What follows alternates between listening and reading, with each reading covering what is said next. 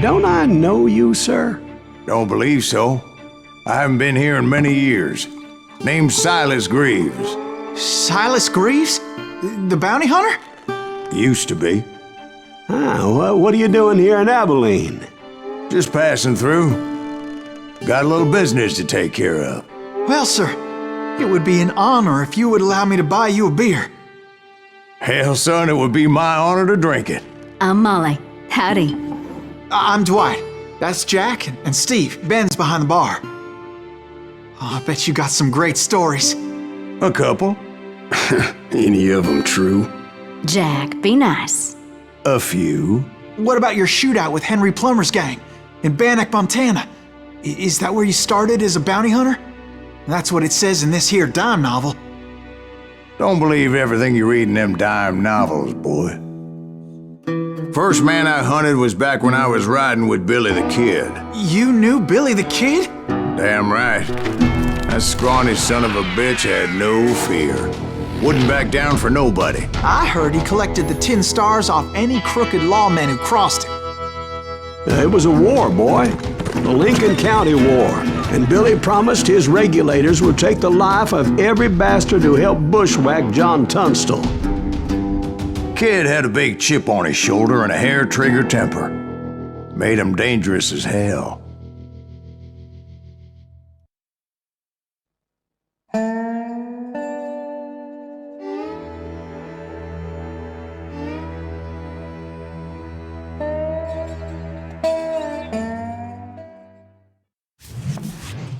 It was about 30 years ago. Billy was hiding out in an abandoned farm near Stinking Springs. I threw in with the kid because the man I had sworn vengeance on was riding with Billy's enemies. But before I tell you why I wanted that sumbitch dead, let me tell you what happened that day.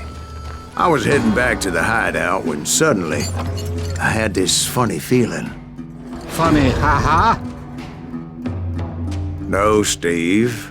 The other kind of funny.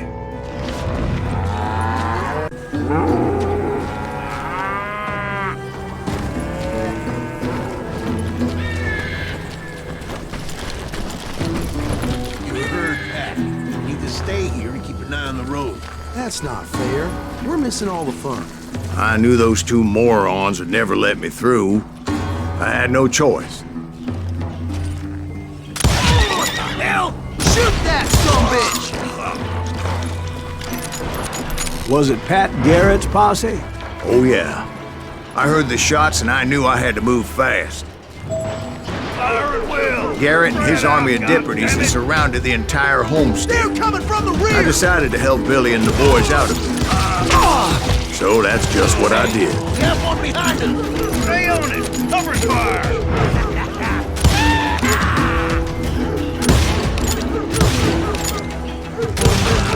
As the governor of New Mexico was paying for the kid's apprehension, Garrett was able to hire every gun hand in Lincoln County.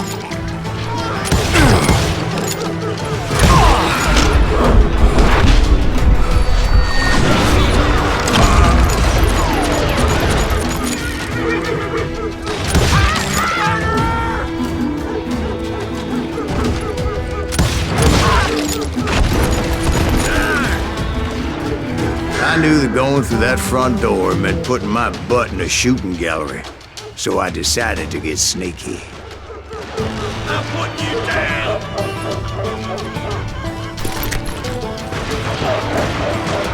Watch out! There's one of them! God damn it, he's right behind us! Where the hell's Garrett? Garrett's men were running around like a bunch of chickens with their heads cut off.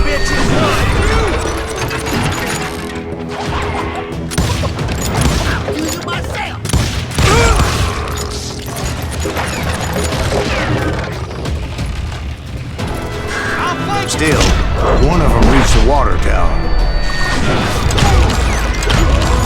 Not a bad idea. It would be a turkey shoot from up there. Luckily, these shooters Garrett hired weren't the sharpest tools in the shed. A lot of them were saddle tramps or...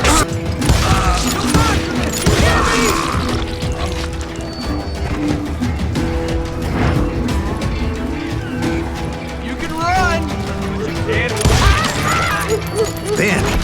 I heard a friendly voice yelling at me from the window. Back door! We'll cover you! Watch your flank! Truth be told, things weren't much better behind the house.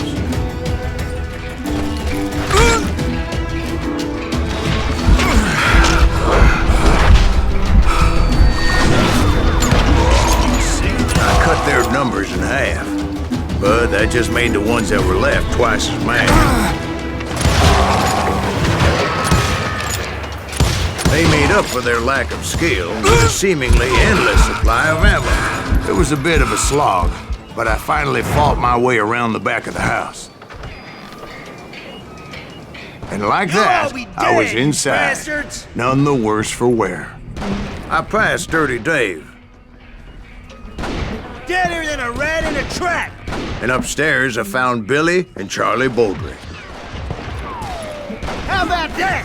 Huh? You like that?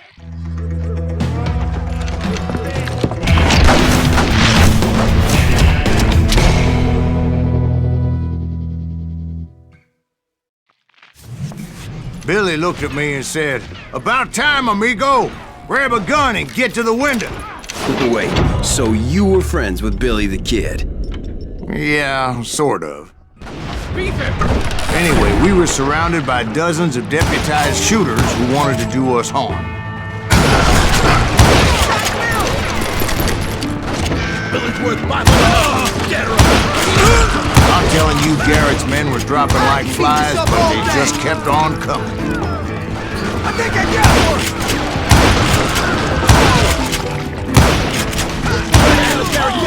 He's missing all the action! That's when Charlie got hit. "They're catching us in a crossfire," shouted Billy.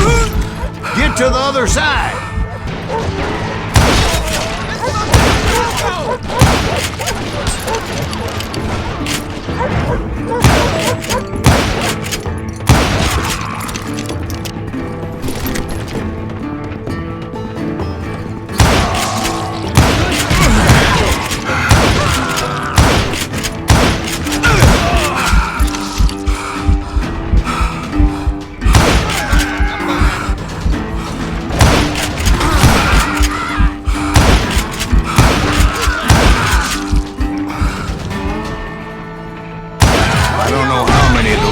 Suckers I personally put down, but it was pretty clear, even to Billy, that maybe discretion was the better part of valor. What's that mean? It means that it was time to cut and run. "They got a Gatling!" Billy shouted. "Get the horses and bring them round back. I'll draw their attention." He directed that order at me, and I thought, why the hell do I have to do it?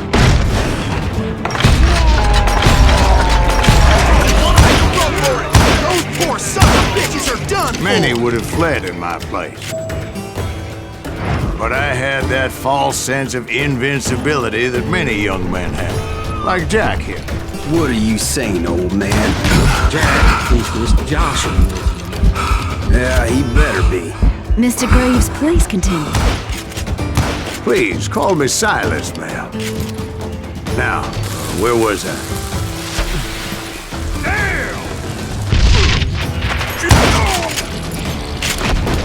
You were heading for the barn.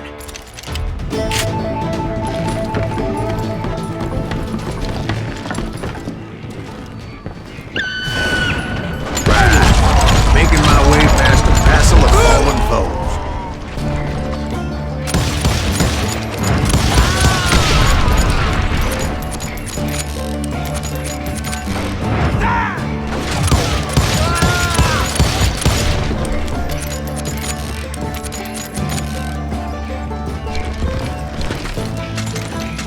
Sounds like Garrett hired a whole regiment of hired guns. Yeah, and just when I thought I was done with them, more of these hapless bastards would pop up. Finally, I had the stables within my reach.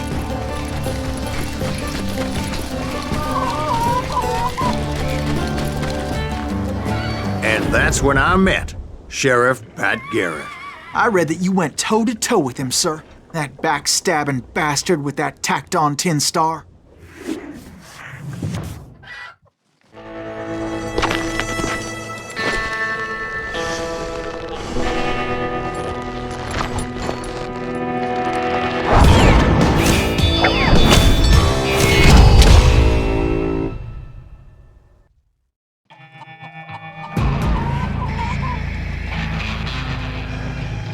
challenged him to a showdown.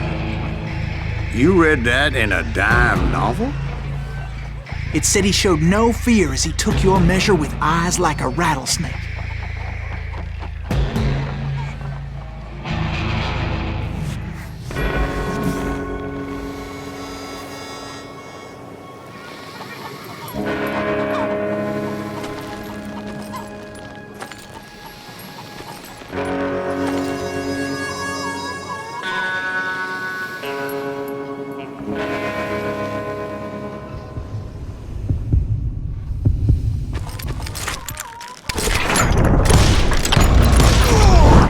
And that you killed him in a fair fight.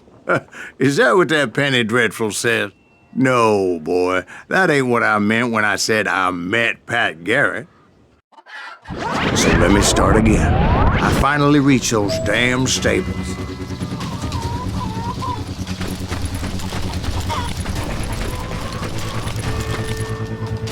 Stepped inside, and last thing I heard was Garrett's voice. That's not Billy. And go on, how did it end? And, boy, that was just the beginning. So what happened? Did Garrett arrest you? Yeah, after I came to, the bastard had clocked me with his Colt.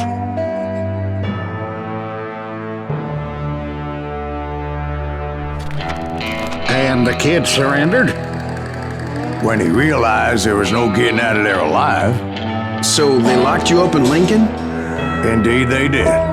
Sentenced me to hang right along with the kid.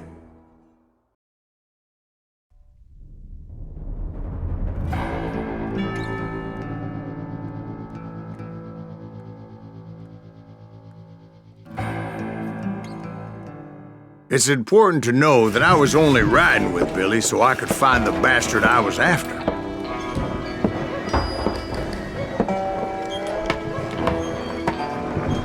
He was with John Kinney's gang, and they were sworn enemies of Billy's regulators. Why were you after him? I owed that son of a bitch a bullet for what he had done to me and mine. Instead, all I got for myself was a goddamn death sentence. Luckily, it was right around then that I heard Billy make his move. He shot Jim Bell and a few other guards as he made his getaway. Later, they wrote that some lady friend planted a pistol for him in the privy. What the papers didn't say is that Billy helped me escape, too.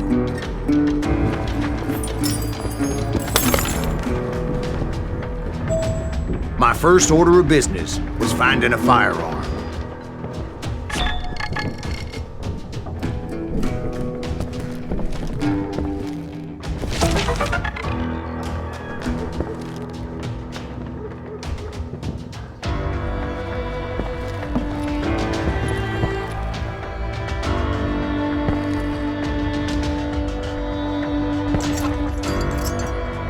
Luckily, I located Deputy Bob Ollinger's mean-ass shotgun.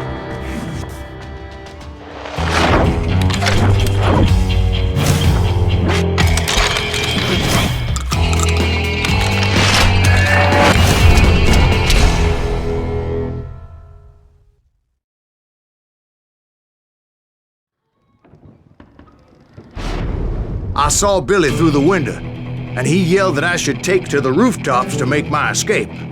So I did. Hell yeah. That scatter gun was like a double-barreled howitzer. It could blow a man clear off his feet. You hardly had to aim the damn thing. The kids escaped raised a huge ruckus.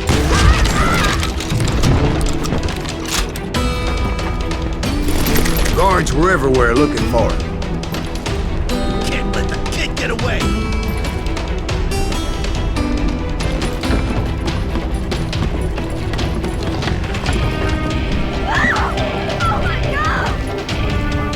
Anybody see him? I had to jump from roof to roof like a damn alley cat. I followed the planks where I could, but some of that wood was slippery as hell. The whole town was up in arms. suddenly, I was a fugitive. How the hell did that kid escape? Garrett's gonna kick our ass! So that bastard you were after, what did he do? He did me and my family a grievous harm. But I knew if I was ever gonna find him, I would need to get my ever-loving ass out of there. Where'd he get you? I tried to be stealthy and sneak my way past. This town doesn't have a moment's peace.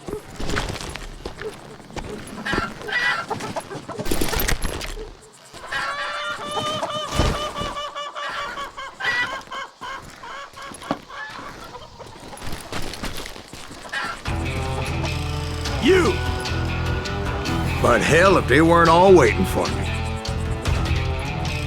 Apparently, some of them thought I was Billy.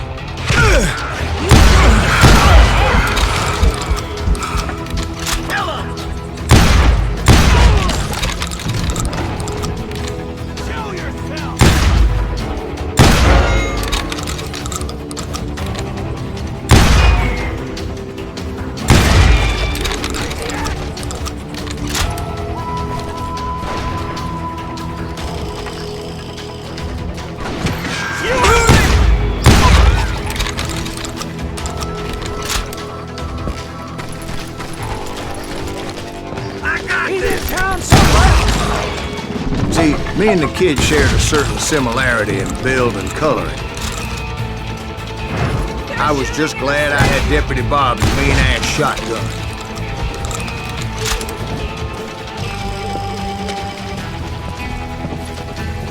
Leave him to me! Get your headstone! There's children here. So much lead was whizzing by my head, it was like everyone in Lincoln wanted to put me in the ground. I knew I needed to find a horse. Though I never did have a great fondness for those four-legged grasshoppers. Smelly, sweaty, ungrateful beasts. We prize them too high, if you ask me.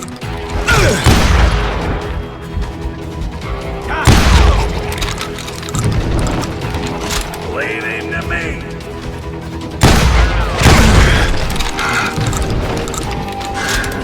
You won't get away with it! You're threatening the lives of innocent people.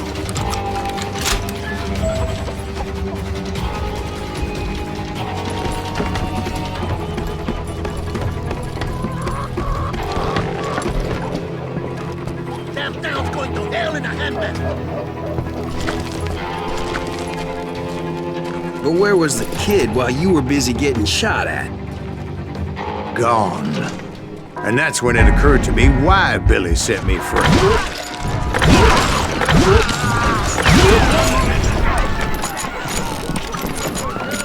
So I could be a hapless decoy and draw attention while he snuck out of town.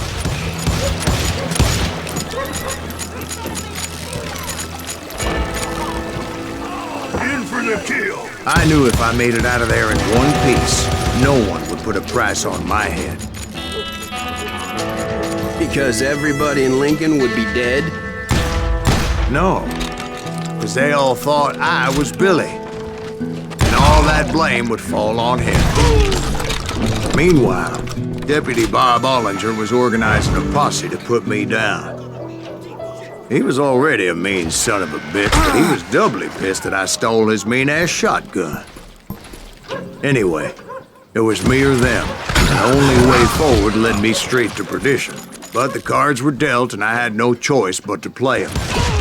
Killing everybody!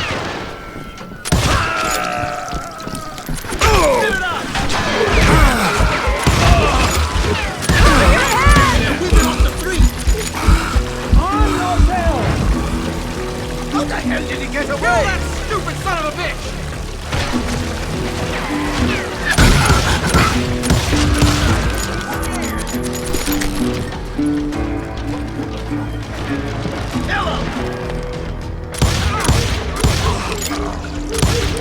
Hey, I'll flank you! We can take him!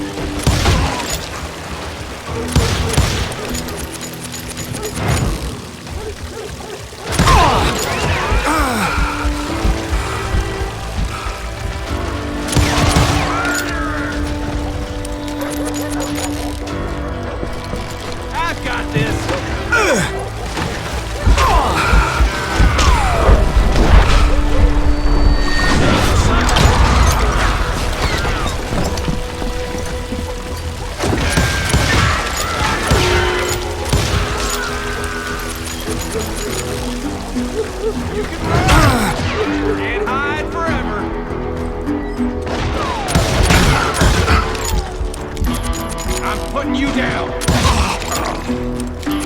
Finally, I found what I was looking for. The stables on the edge of town. I guess Billy saved your ass, taking out Bob Ollinger the way he did. Billy didn't kill Bob. Well, sure he did. He dispatched him right after he shot Deputy Bell. No, sir. Because Bob came right up behind me, angry as hell that Billy had lit out. "Hello, Bob," I said. "I think you better let me go." And he says, "I don't think so, boy. Not with my shotgun." So we stood there in the middle of the street, eyeball to eyeball. He intended to kill me, and I knew I had no choice but to defend myself.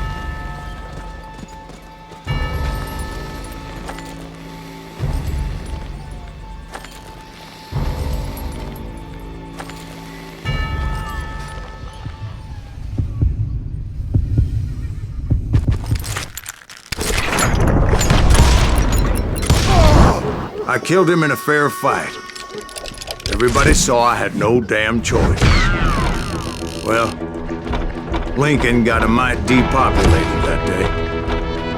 That Garrett gunned down Billy 3 months later, so his escape was all for naught anyway. Mexico. Until I realized nobody was looking for me. I ended up taking a job at the Rurales. The Mexican Rurales? I was hired to help them track down the cowboys. The most vicious outlaw gang in Cochise County? Curly Bill Brocius? Johnny Ringo? Led by old man Clanton himself. They must have paid you a pretty penny to take them hombres on. Not really. But truth be told, I had my own reasons for going after those boys.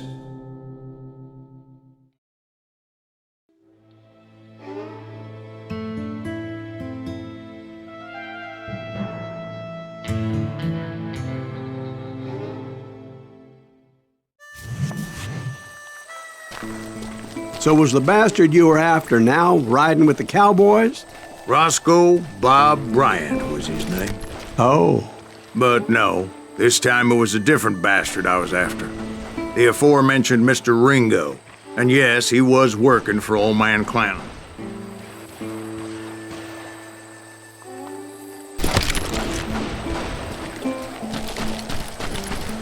Where's he going?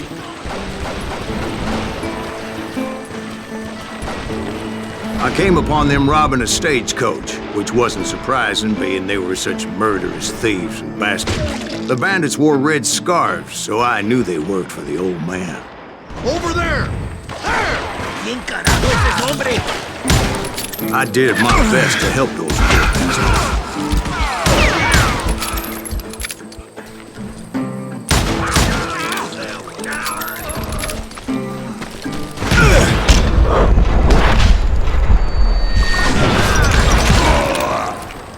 Moments later, the attackers were dead, and I checked the stagecoach to see how many passengers were still breathing. None. It was then I wondered if the rocks weren't hiding more bandits. Was that all of them? Or did I just hit the rear guard? I quickly got my answer. They attacked from on high like Apaches often did. They would appear in great numbers from above and rain down lead on their hapless enemies' heads. Making use of the high ground and whatever else they had. Yep, the Apaches always appeared out of nowhere, and there never seemed to be an end to them. Hold on. Were you attacked by Apaches? What happened to the cowboys? Did I say they were Apaches? I said Clanton's cowboys attacked me Apache style. I was in a pitched battle, but I was holding my own against an overwhelming enemy force.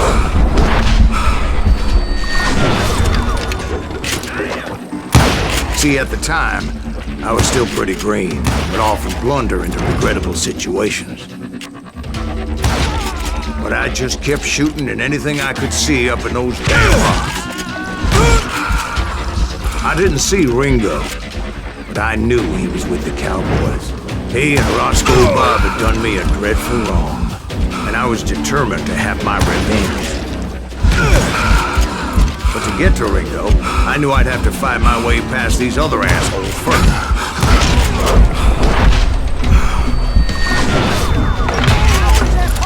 Unfortunately, I was running out of ammo. Another perfect example of my relative inexperience as a hunter of men. I immediately knew that a tactical retreat was called for, as my vengeful fury was much less impressive without the bullets to back it up. Shoot that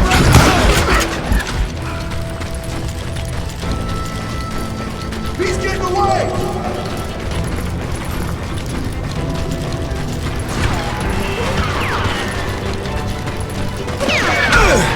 Where's he getting run?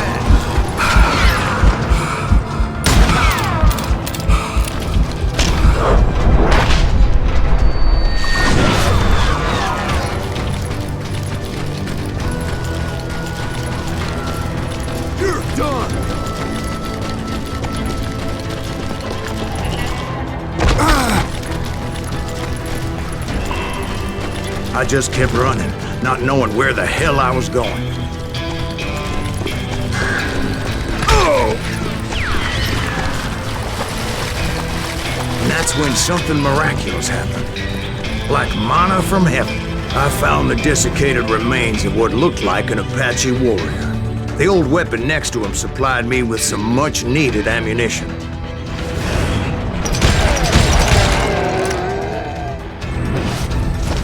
Pat Masterson once told me it was more important to be lucky than good, and he would know.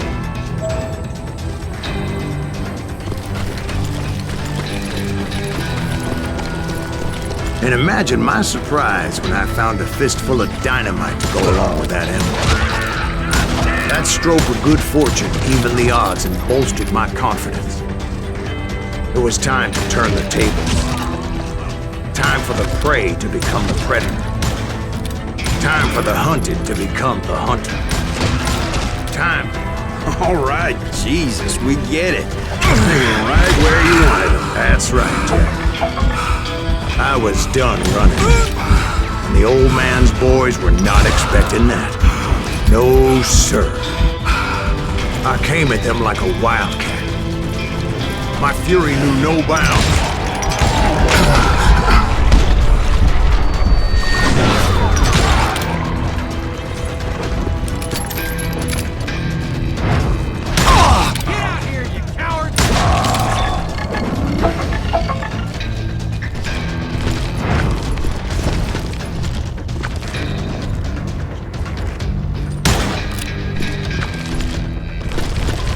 It was finally time for that old man to pay for his sins.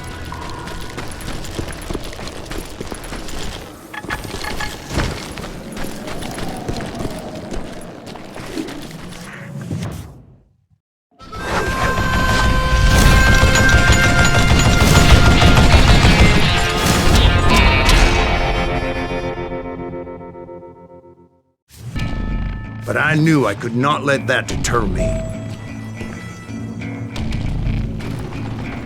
Not if I was to find and kill Ringo. I needed to get that old man off that gun.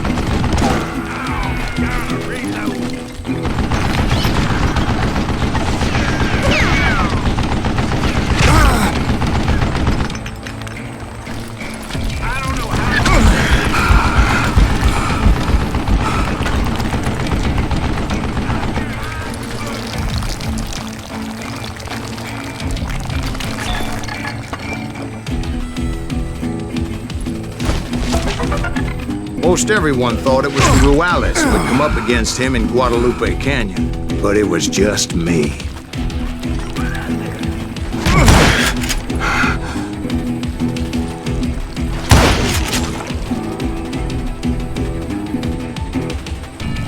Look at you, you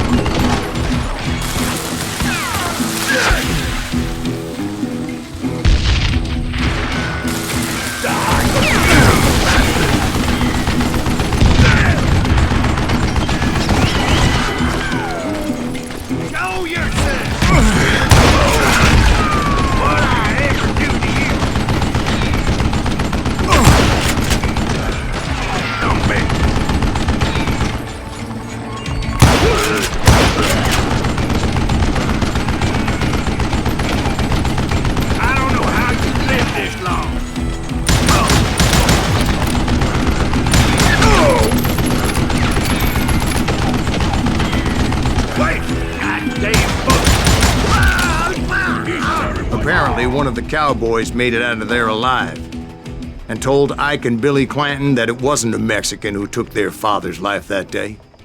They just assumed it was one of the Earps, and that little misunderstanding eventually led to that legendary gunfight at the OK Corral.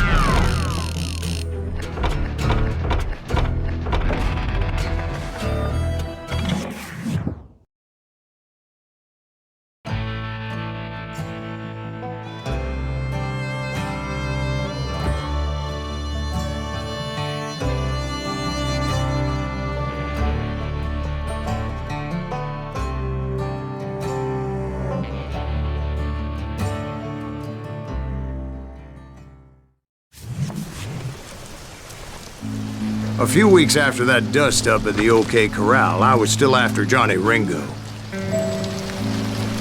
I had tracked him and the cowboys to their hideout at a sawmill, and they were loaded for bear.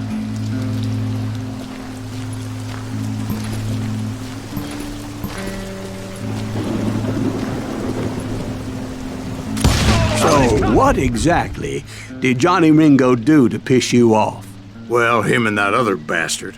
Roscoe Bob Bryant? Yep. They both deserve to die, and I promise I'll tell you why. But first I need to tell you about the Cowboys' new boss, Curly Bill Brocius. Earp's coming! Get ready, boys.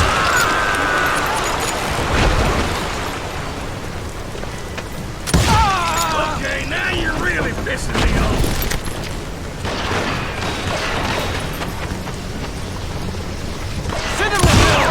Curly Bill took charge of the Cowboys upon the old man's demise, and after that gunfight at the OK Corral, the Clantons wanted revenge. Kill that stupid son of a bitch! So they murdered Morgan Earp and grievously wounded his older brother, Virgil. Beat him!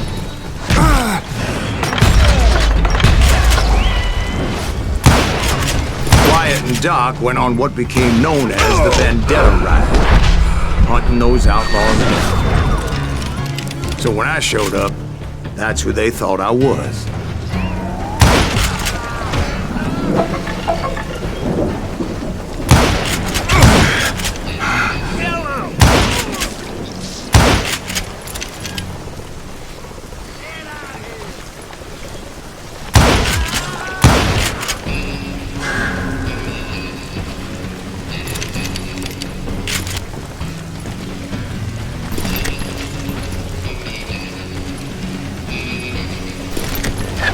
Done with you!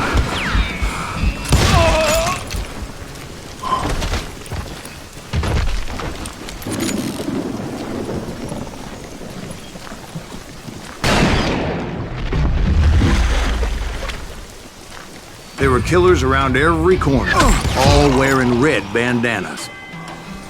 That's how the Cowboys identified each other, and I was beginning to wish I had one myself. But I wasn't about to let Ringo walk away unscathed, and that's what drove me forward. Can't believe you keep missing! They say that Ringo was infernally fast. I hardly saw anyone faster, boy.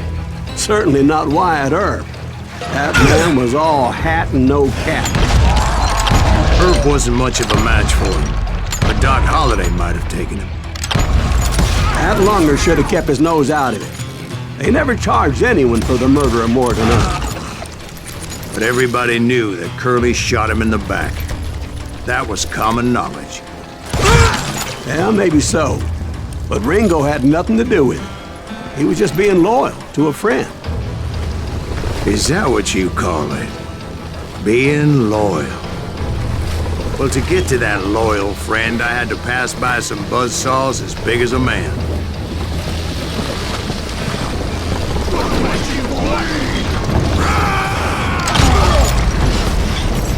This is gonna hurt! Excuse me, sir. I have a question. What's that, Dwight?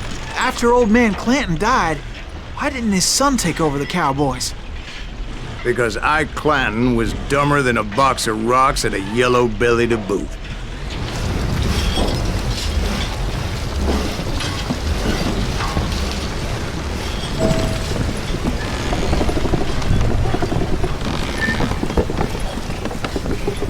Now, where was I? Taking down the entire cowboy gang single-handed. Indeed I was, Jack. Let him get away with that!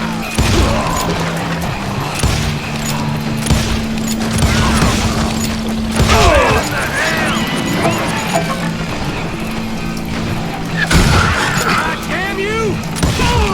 Though it wasn't easy, as those boys had good cover.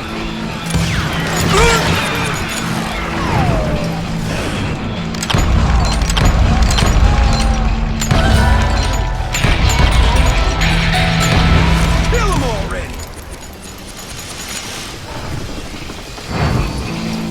Yeah, you know you can't.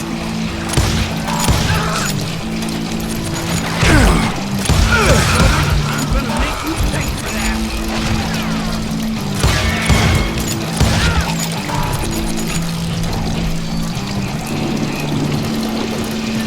You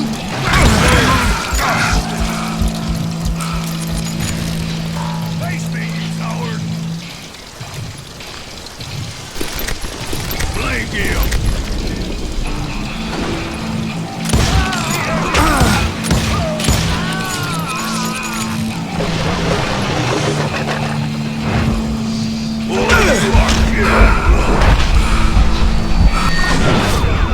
That ain't something you see every day.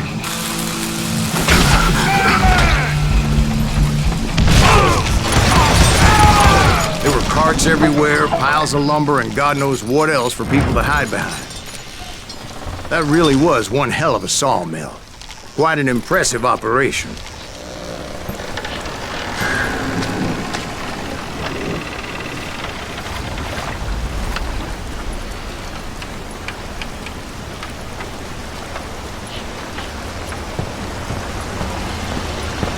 And where was Curly Bill? Did you see him? I'm about to get to that, Ben. Patience. I'm painting a picture here. There was this beautiful waterfall and a crystal clear stream that led to a verdant valley that was truly... Consider your picture painted. What happened next? Well, finally the bastards that were still alive made a last stand.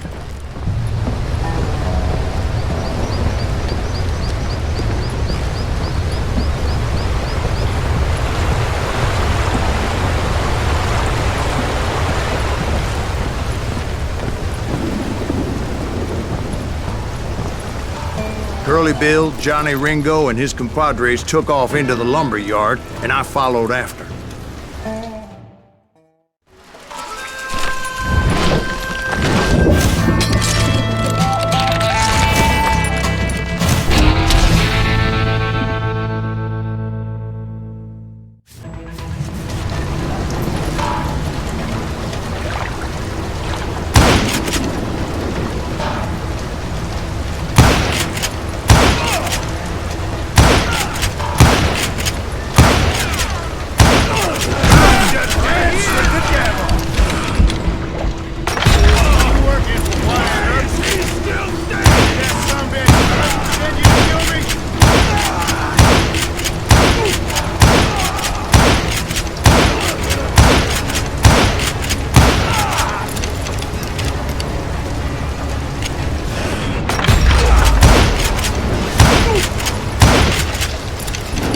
Brocius gave me no choice but to take his life.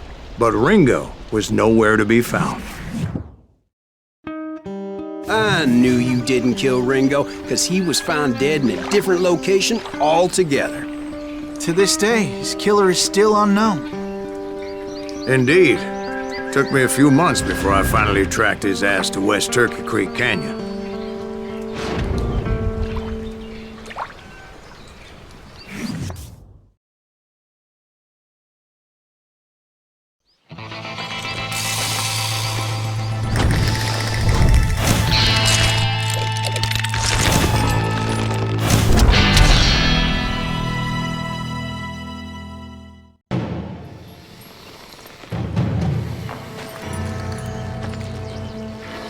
incredible, sir. I always thought that Doc Holliday was the one that killed him.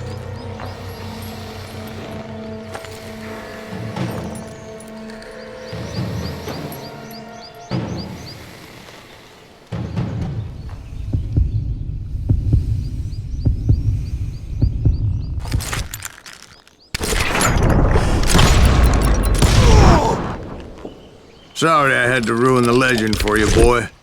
But the legend ain't always true.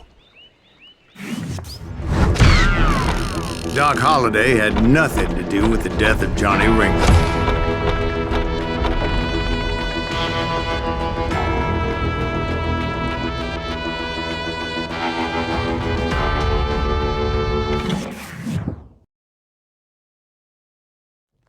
I was paid a healthy bounty for Ringo and Curly Bill, and realized there was real money to be made. That's why I went after Henry Plummer.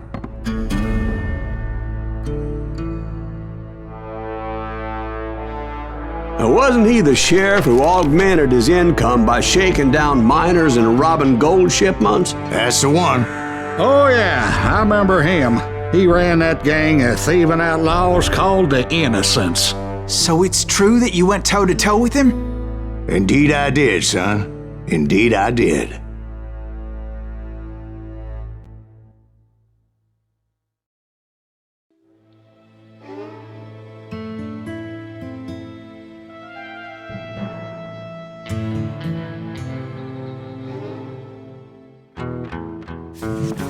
I knew I needed resources if I was going to track down Roscoe Bob Bryant, and hunting Plummer looked like a good way to get rich quick. As the local vigilantes exposed him as the leader of the bandits, and put a generous price on his head. Plummer rallied his gang to plunder one last gold mine before making their escape, and that's where I thought I'd find him.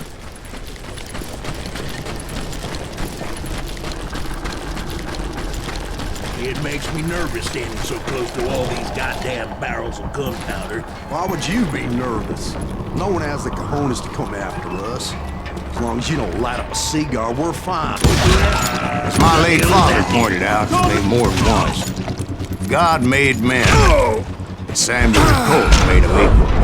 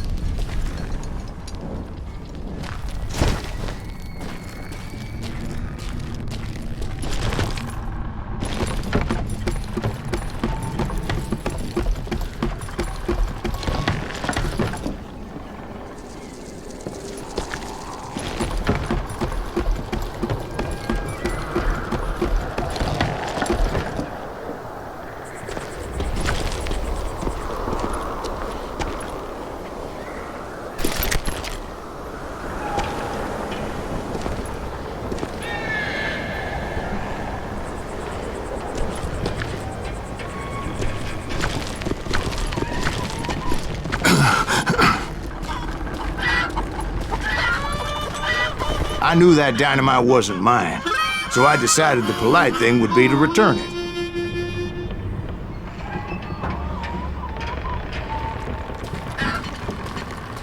It was the biggest gold rush since Sutter's Mill in '48. Unfortunately, prospectors weren't the only ones drawn to those riches.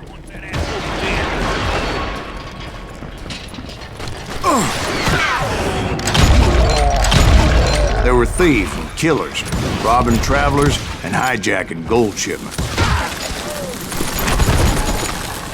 Like those that ran with Plummer. Some were just regular folks I knew from town, drawn by greed and easy pickings. Charlie Crow, the blacksmith. Plummer had a lot of men on his payroll. A hell of a lot. That son of a bitch pretended to protect the public with one hand while stealing them blind with the other. course, the rest were veterans of the Civil War. Stone-cold killers trained on the bloody fields of Shiloh and Antietam. He set up a defensive perimeter which I had no idea how to breach. I thought I was some kind of hero.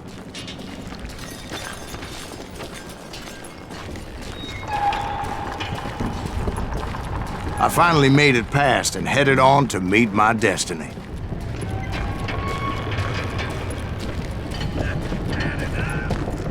But first, I had something I needed to figure out.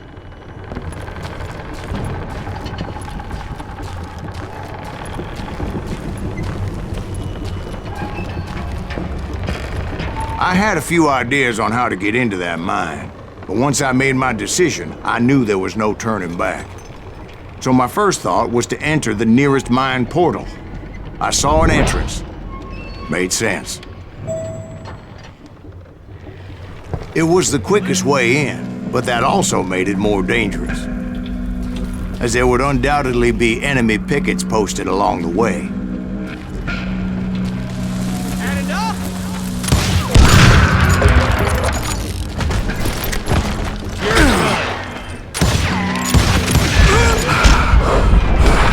Besides, once you enter a mine like that, it's easy to get all turned around. Come out, you yellow bastard! And that confusing maze of corridors wouldn't even be the worst of it.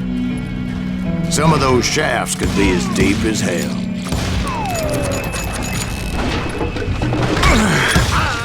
A single stumble or misstep can easily end in a deadly plunge to oblivion.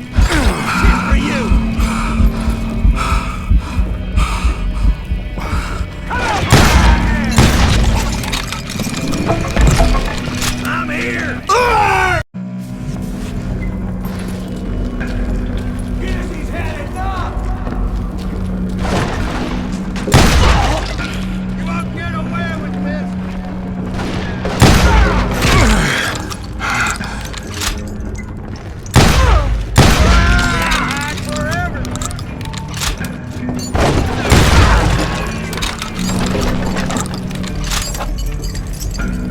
Let's do this!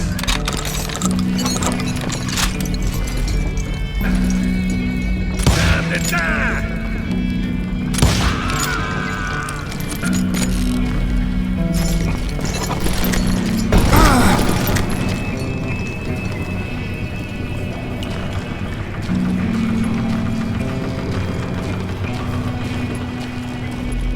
Quick reflexes often make up for a lack of common sense. Luckily, I was never one to be easily bushwhacked. I would just need to be careful not to blow myself to kingdom come. There he is! With all that gunpowder and dynamite everywhere, a body has to know what he's shooting at. You can run! Can't hide forever!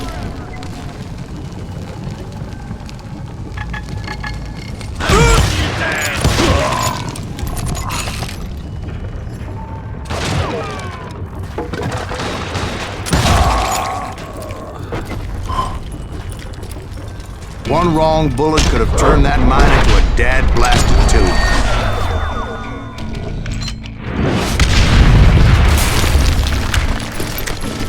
I freely admit that my plan of attack was not just moronic, but clearly insane.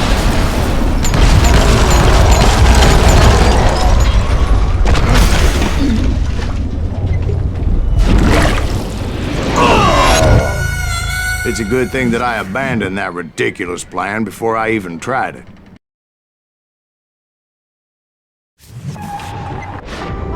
Instead, I spotted a ladder, a way into the mine from the opposite side.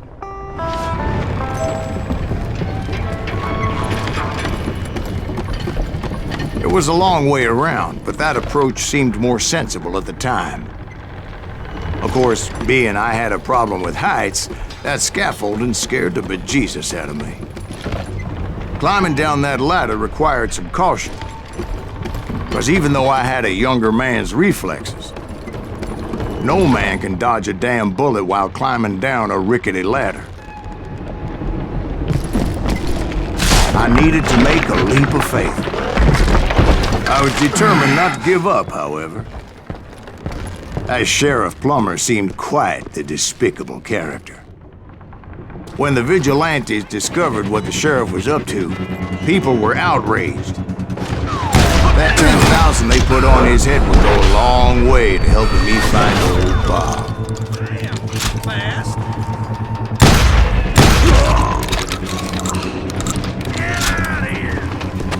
And I had made it my mission to settle that score come hell or high water.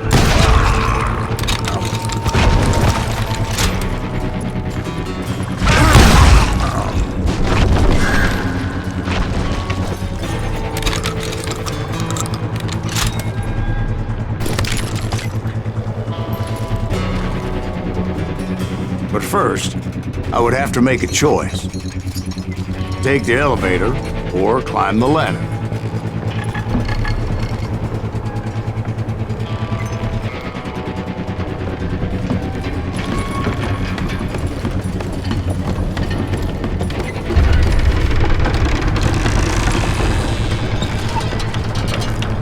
I wanted to use the element of surprise.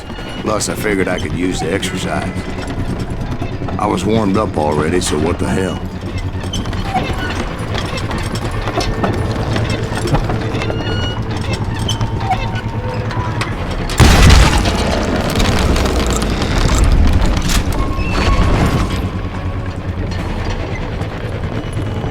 Plummer was a mad dog killer, and the people of Nevada City deserved better.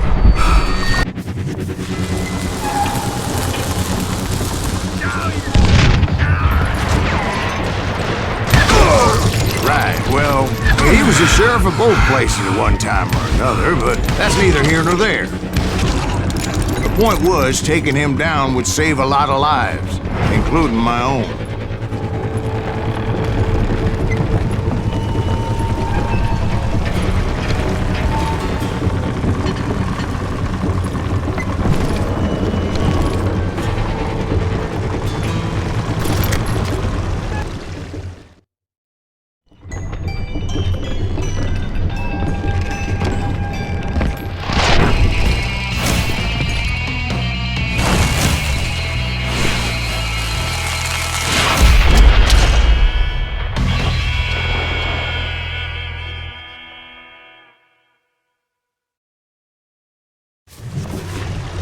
Gonna blow you into next week! This day is just getting worse and worse for you. Hey. Henry Plummer was clearly unhinged, and I could see right away that this was going to take some doing.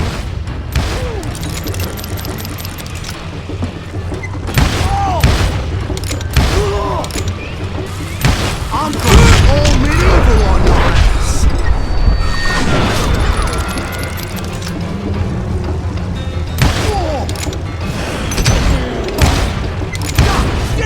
I need some help here!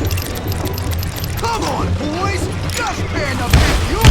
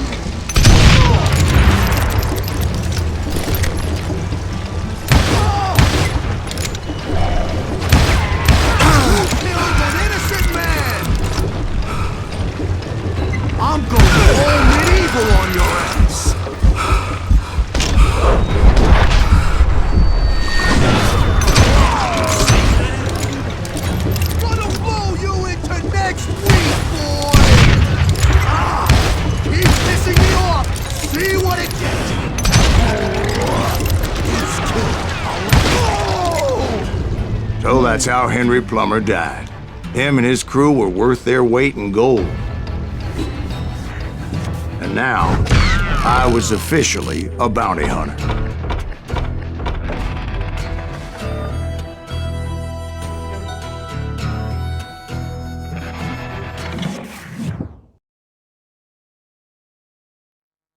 So, did you finally go after that Bob feller? Well, I heard word he was in Kansas with John Wesley Hardin. So that's where I went. Where in Kansas? Abilene. Why do you ask, Ben? No reason. Was Hardin as fast as Ringo? Ringo was fast, but John Wesley was as fast as the devil himself.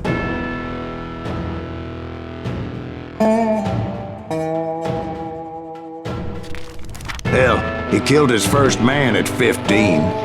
From that day forward, he had a price on his head and wouldn't back down for nobody, not even Wild Bill Hickok himself.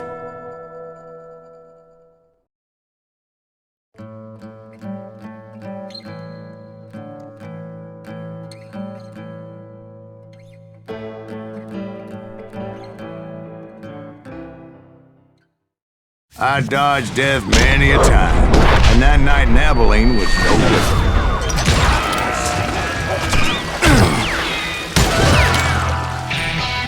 I was there with the intention of finding that bastard Bob and collecting the bounty on John Wesley.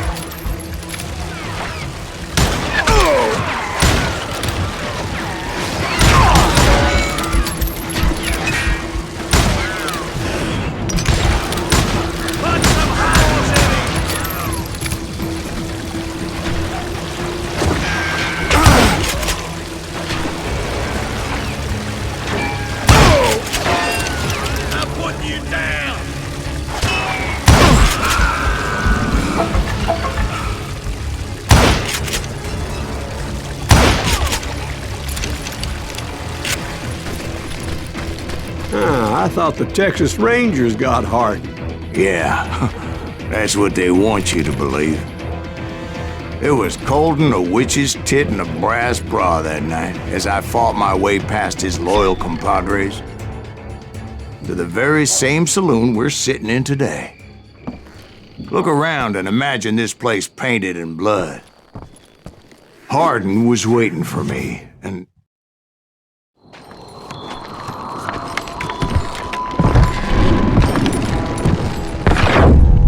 wait, I'm jumping the gun here.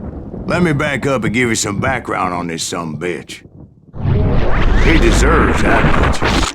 Don't you think so, Ben? John Wesley Hardin was a killer. By the end, he confessed to taking the lives of 42 men. Fathers and husbands, brothers and sons, men with families who cared about them. Families who put up money in hopes of finding justice. He was a bona fide folk hero by then, and had amassed a gang of armed miscreants and other assorted thugs. He and his men set up camp outside of town, and I was hoping Bob was among them. Shit, it's cold out here. Freezing my giblets off. Shoot that son of a bitch! They didn't ask why I was there. They knew, as most of them were wanted as well. I figured Hardin was here somewhere, but to get to him, I'd have to get past his gun hands. I had to spill a lot of blood to find out Hardin wasn't in that camp. He was carousing in town with his closest friends. Hardin's boys apparently didn't want me to reach the bull's head. Some were hightailing it into town to inform their Hefe of my unwelcomed presence. Tell Hardin someone's coming for him! Stop that sumbitch! You can't hide! Let the boys know we got another law dog.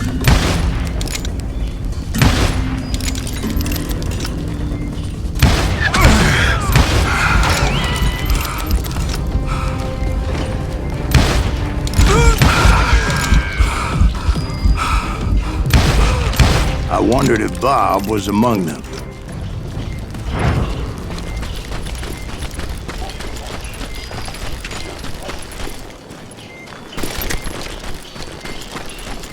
and I steeled myself for the fight ahead. For as good as I was, deep down I wondered if John Wesley wasn't just a little bit better. Before I could test my mettle against Hardin, however, I would first need to dispatch his cadre of hired killers. Most of these degenerates were beyond redemption, but John Wesley might have been a different story. I didn't learn until later that that night was in fact his birthday celebration.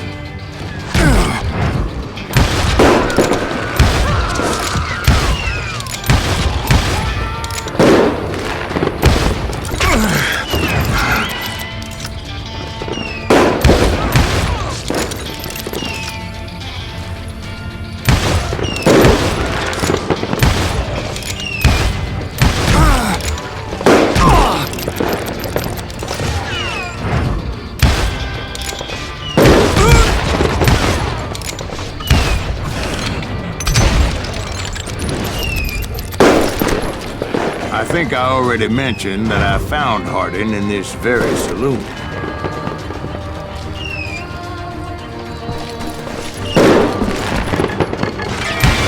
Suffice it to say, nobody there was happy to see me. In fact, I felt a certain hostility.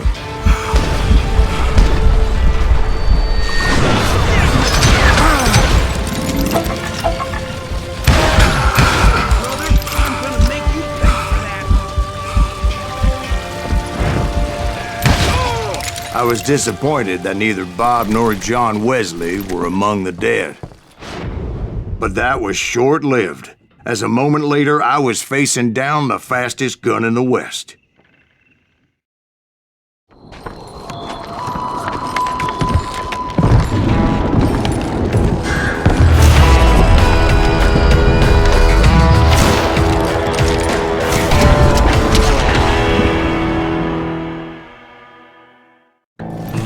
I felt a bolt of adrenaline, or maybe that was fear.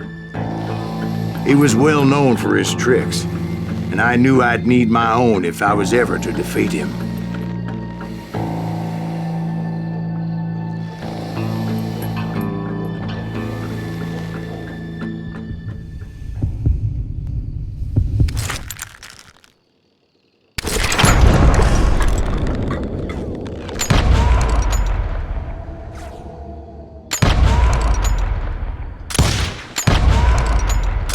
That man was faster than greased lightning, but being inebriated as he was, he didn't count his shots. And now, he was at my mercy. So he didn't die? No, I sent him to prison. Years later, after he was free, some restless avenger took his life. Shot him in the back in a saloon just like this one. Anybody up for another beer? Ben?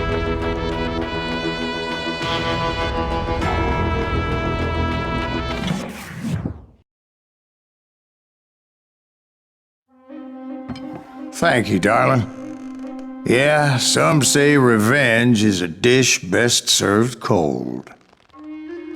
So whatever happened to that Bob guy you were after?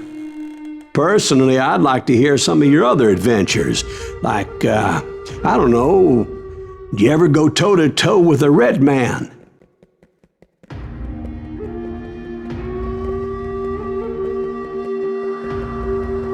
Yes, I did, Ben. I remember once I was after this renegade Apache, Grey Wolf. Strangely enough, revenge was also his primary motivation.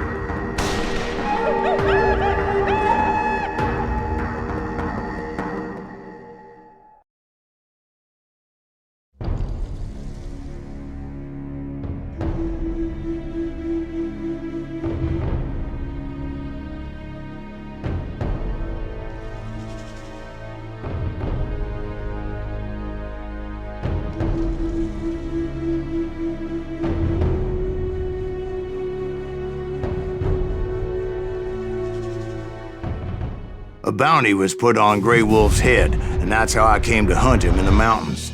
Mountains so high they tickled the nether regions of heaven.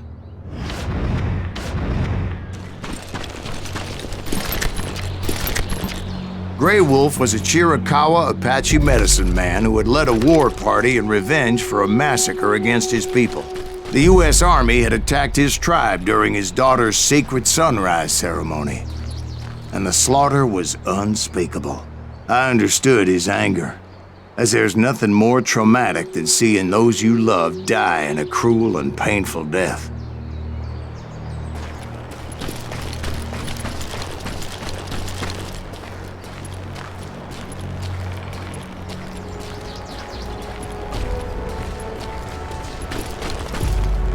Right from the beginning, I couldn't shake the feeling that Grey Wolf was watching my every move. He led a band of young Apache warriors who wanted retribution and were more than willing to die for him.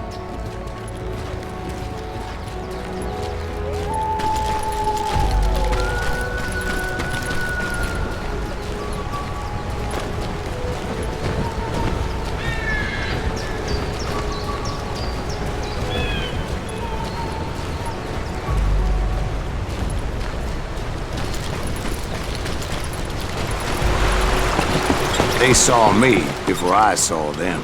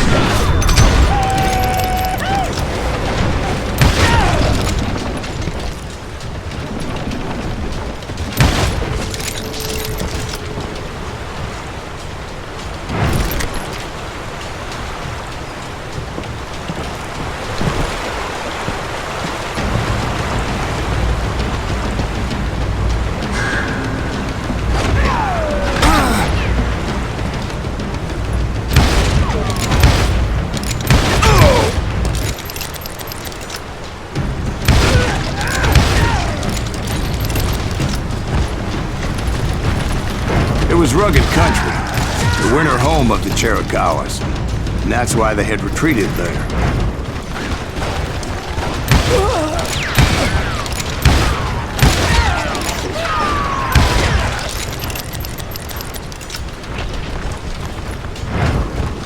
I admit to having some regrets about going after them the way I did. But then again, I got a lot of those.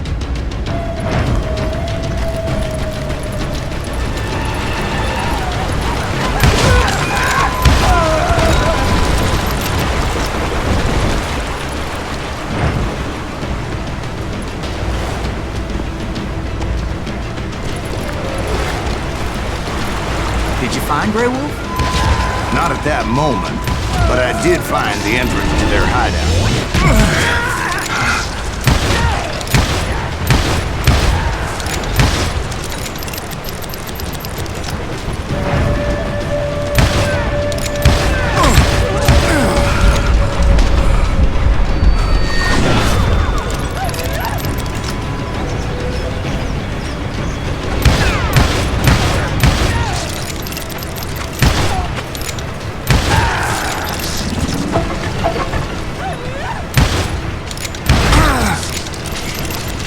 Deep crevice that led to a deeper cave. Don't tell me you went in there.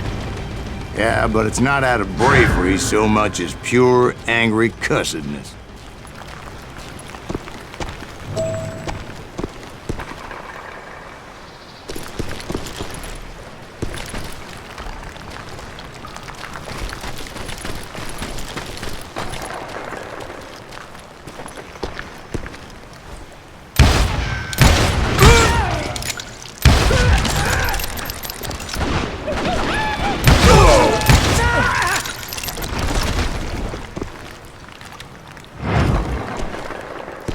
See, back then, I had a stubborn streak a mile wide, and I wasn't about to back down. So it was like pitch black in there? Actually, it was pretty well lit, as they had torches on the walls.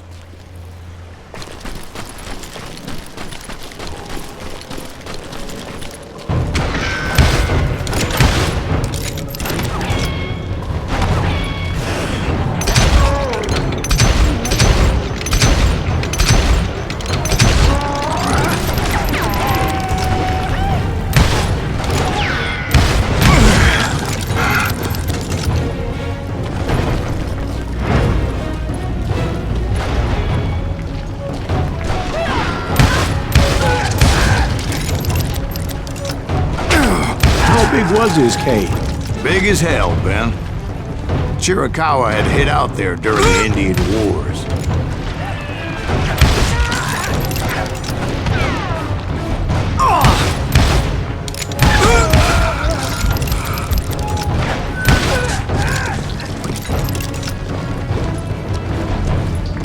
They thought it was haunted with the ghosts of those murdered by the horse soldiers. The cave was haunted with dead Indian ghosts?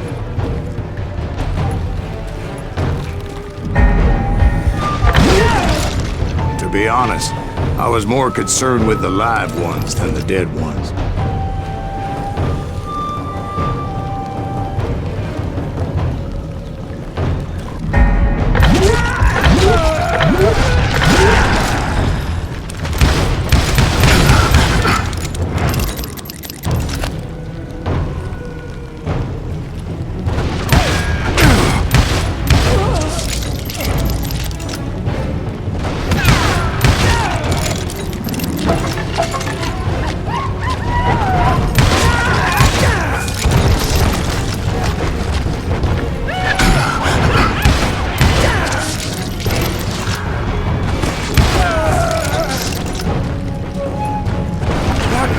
So much about engines. A few years back, I was married to 2 Mescalero women. At the same time? Yeah, they were sisters. Polygyny is traditional among the Mescalero. So what happened? Oh, I had to get out of there. Those girls never shut up. Both of them nagging at me all the time. Drove me half crazy. Haven't seen them since. No, I mean, what happened with Grey Wolf? Oh, well, I pursued him into the Cave of Death. I came upon this flooded grotto, and that's when I saw him. He came to me unarmed and unafraid. His voice echoed in the shadows, and I sensed he meant me no harm. You carry great darkness in your heart, and if you do not release it, it will claim your soul. The sound of his voice put some kind of ancient Indian spell on me.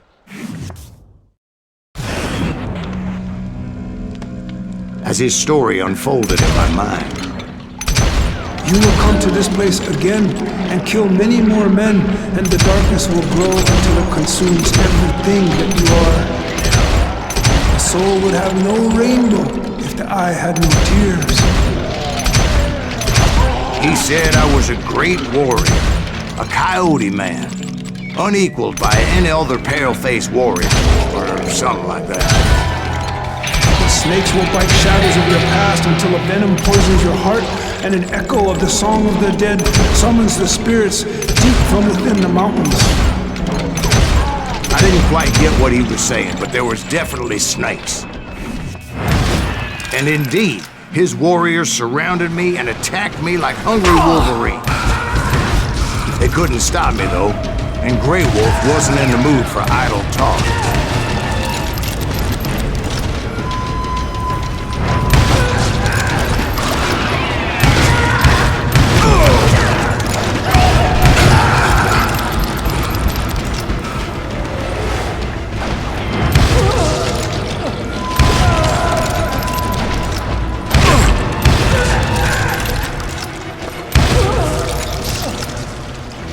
I swear I couldn't see any way out of this trap. But suddenly, one just appeared. Kind of like a miracle.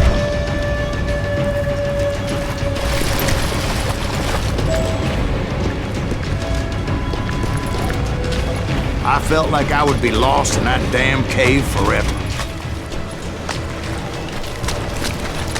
Finally, I found myself back outside, perched on the edge of a precipice, overlooking a thundering whitewater river. To get where I was going required several leaps of faith, but no way in hell I was turning back.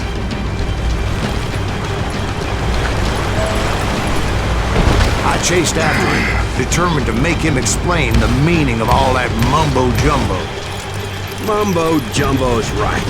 Are you making this all up as you go? A few details may be fuzzy, brother, but I am relating exactly what happened to me. There were dozens of Apache warriors aiming at me from on high. Dozens? Well, maybe not dozens, but there was a lot of them. At least 3 or 4. Well, more than that, little lady.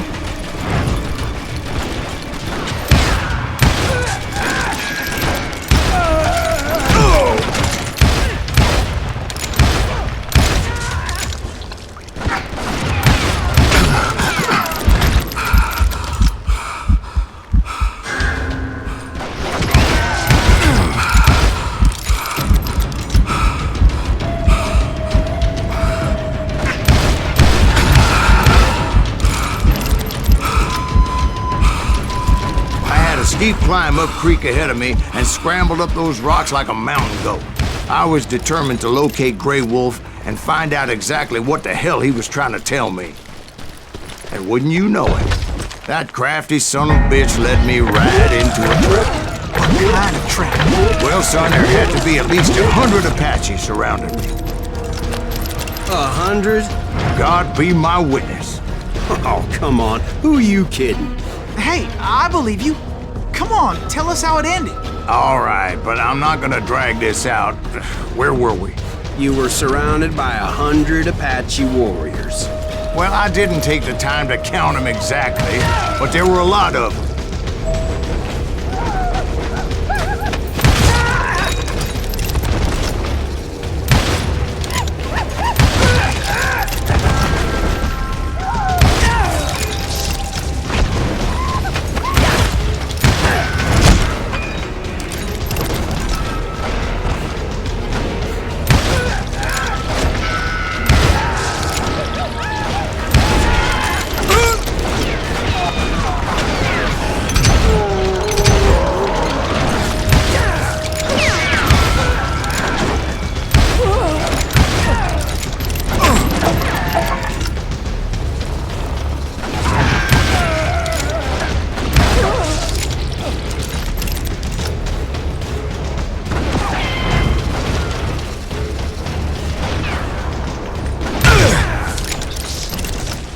And in the end, a path appeared before me that I had not seen before.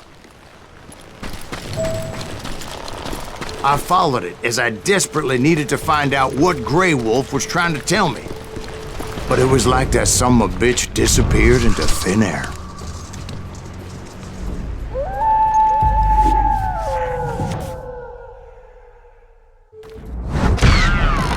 Never did find him.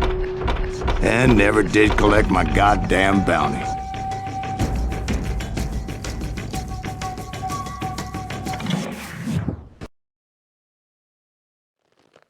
Thank you, darling.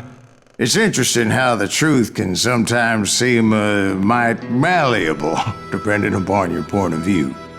Like how those dime novels make you out to be something you're not? Jack, don't be starting trouble. No, he's right. They do tend to exaggerate. Did they exaggerate your part in taking down the Daltons? Well, I was there in the flesh, boy, so I saw what happened firsthand.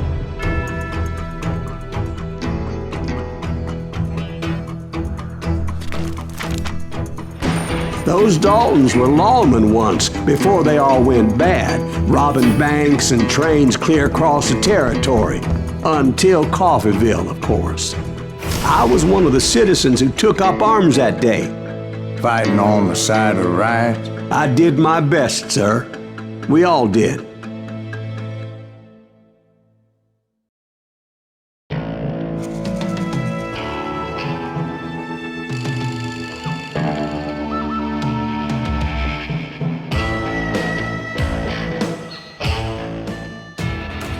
It was early morning. One of my friends was a local gunsmith. and he handed out firearms to anybody who'd take one. You see, the Daltons got it in their heads to rob 2 banks at the same time. 2 banks on the same damn street. Story was Bob Dalton's girl was always writing about how he had no ambition. Well, you're nobody next to Jesse James, she'd say. Finally, the bastard took his brothers to Coffeyville just to shut her up. Well, the locals recognized the Daltons right off. Before they could get away, half the town took up arms to defend their property.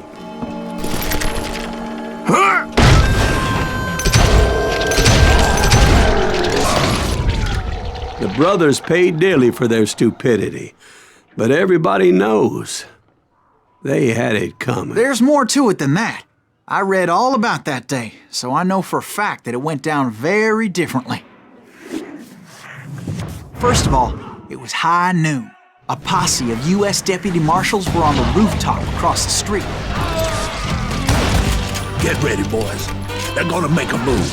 The lawmen had been tracking the Daltons for months, and now they finally had them dead to rights. Among them was a bounty hunter feared by many a lawbreaker. The marshals tried to get the Daltons to surrender. They'll give up eventually. We just gotta wait till something reaches out. This bounty hunter knew that the brothers were far too proud to ever lay down their guns.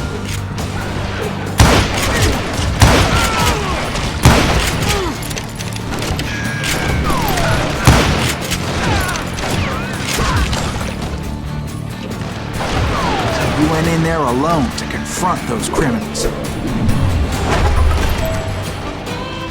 One of the marshals shouted, "Where are you going? Are you crazy?" Hey, where do you think you're going, dumbass? That rifle's mine. But he paid him no mind. He saw a way to get around to the back of the bank. Then he figured out how to hit the Daltons from a direction they weren't expecting.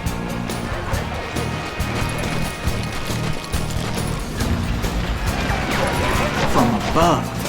Fortunately, a water tower was right there.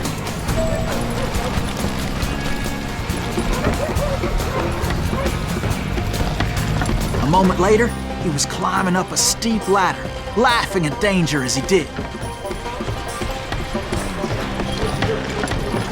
It was brave men like him who risked their lives to tame this wild country.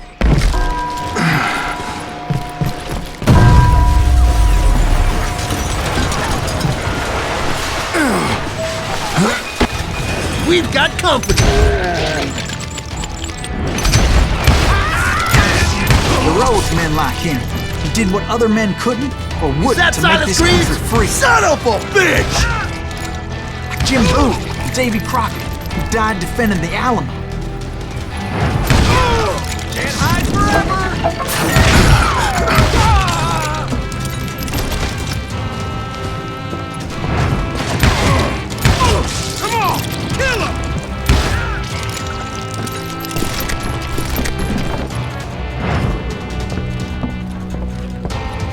Over there!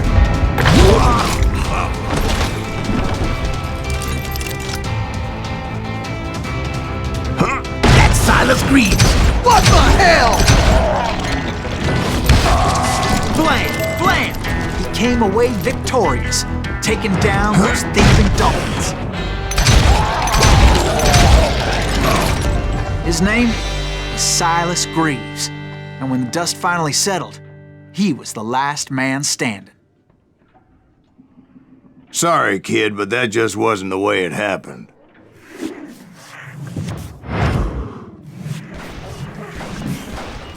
It was early evening, not high noon.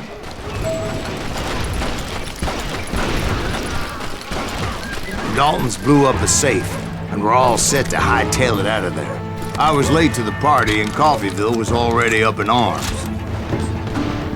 Those pathetic deputies surrounding the bank were dropping like flies.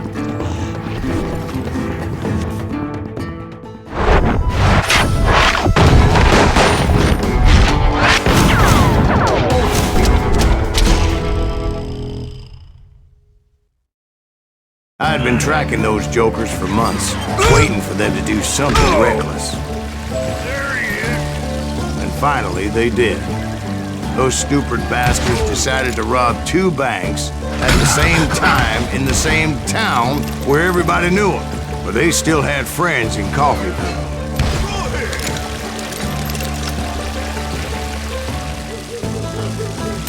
Shit around corners.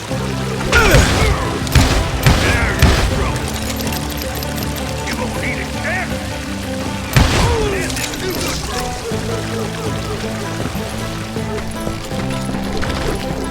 You can't get me.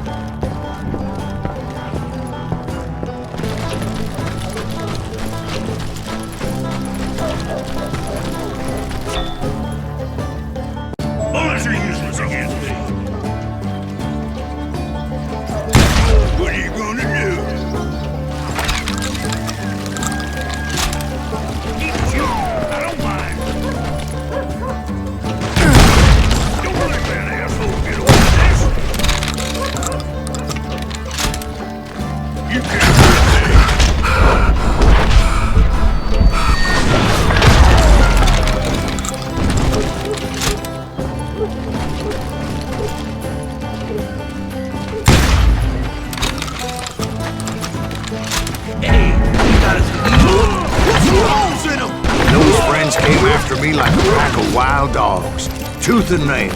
They were coming at me from all directions. I caught sight of the Daltons running with the money and didn't want to lose them. Problem was, they knew the town better than I did. And to top it off, I found myself in the middle of another shootout entirely. Did the Daltons hole up in somebody's house? No, it was the Smiths, I believe. They were cousins of the Daltons. And they were shooting at the Browns, who were shooting at the Daltons. Which wasn't any surprise, because those 2 families have been feuding forever. There was a hell of a lot of pissed off people in Coffeeville. But that's just the way life is sometimes. Shit happens.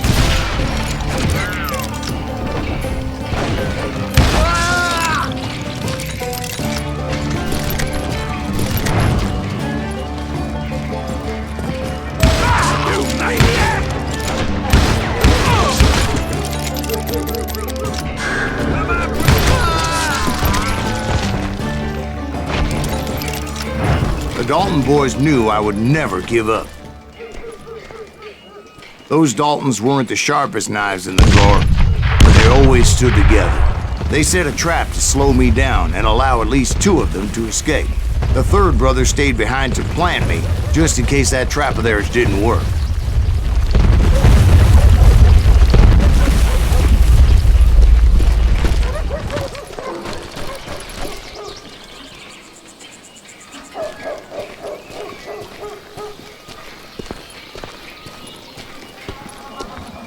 It was Emmett, the youngest, and he decided to stand his ground and face me down.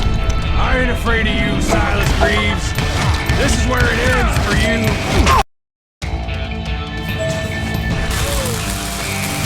Now you got it.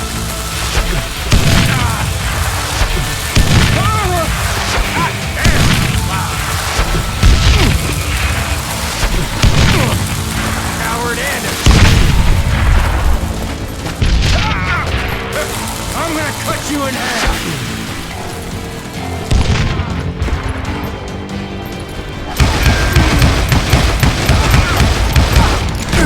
I'll blow your damn head clean off!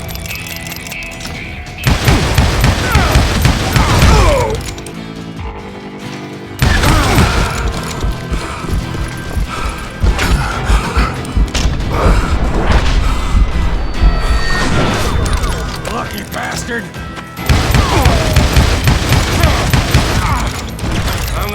Get you where you stand!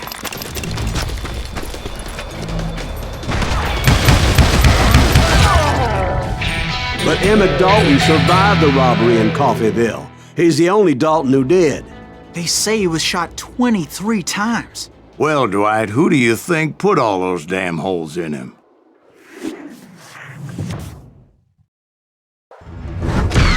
But I have to admit, that boy had grit.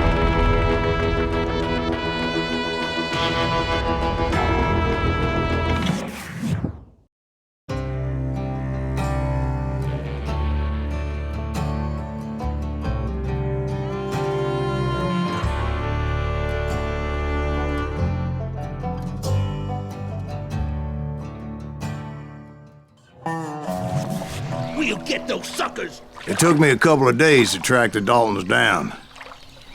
They can't get away with this!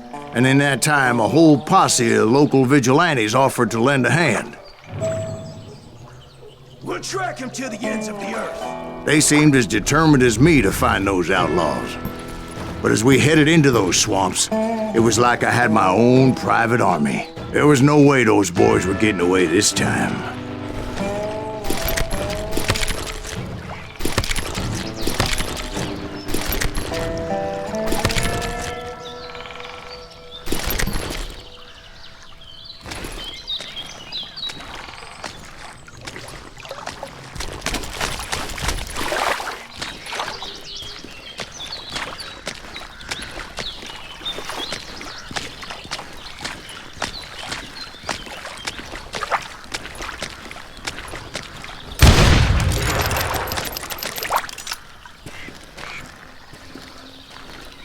It was early fall, right? Beautiful time of year. At least you had the weather on your side. Not by my recollection. It was damp and foggy as hell.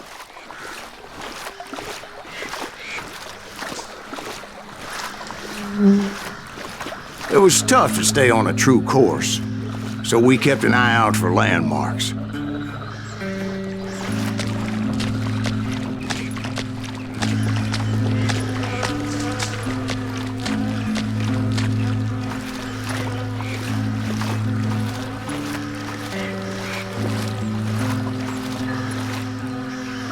It was autumn. The maple trees were in full color, red as blood.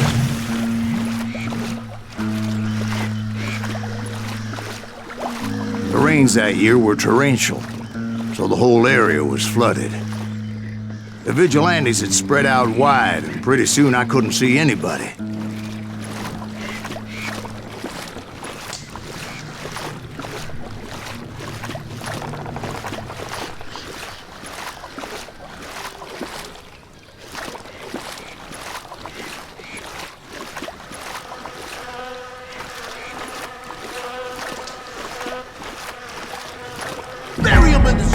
Plant them where they stand! Except for some bitches ahead of me wanting to do me harm. So I had to face them alone. I wondered why my compatriots didn't come running when they heard the shots.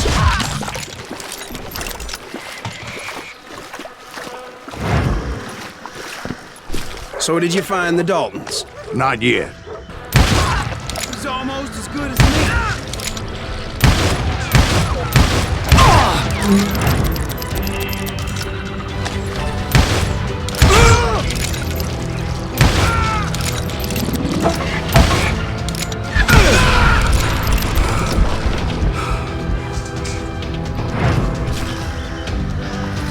The boys had established quite a reputation by that time, so they attracted all manner of riffraff to their cause.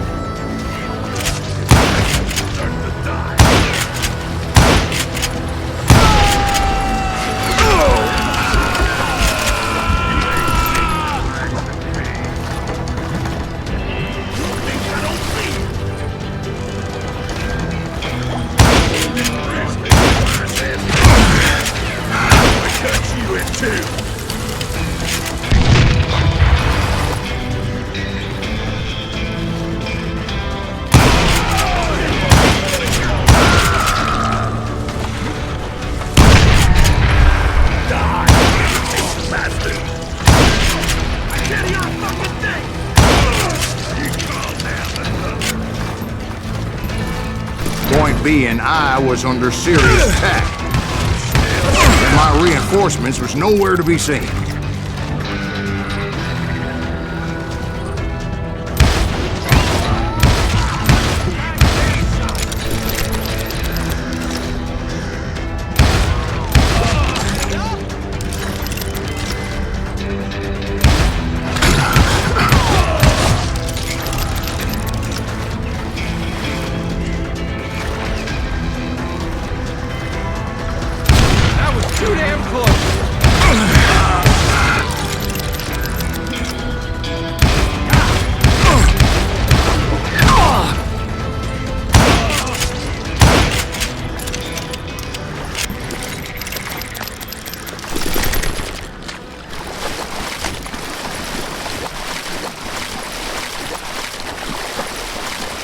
But luckily, a barn materialized as if right before my eyes. I scrambled up top to get a better view.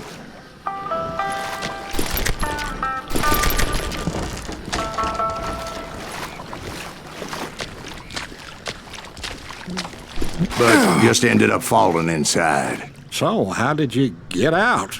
The barn doors was open. About right then, I saw some suspicious characters running for the bushes. Of course, I followed them.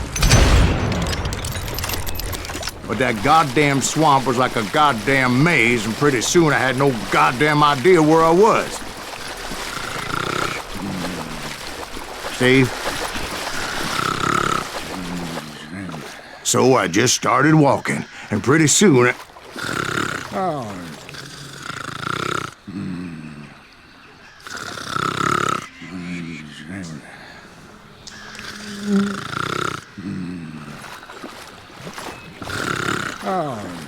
Steve? Steve? Huh? Oh, no, I'm listening. Indians surrounded me from all sides.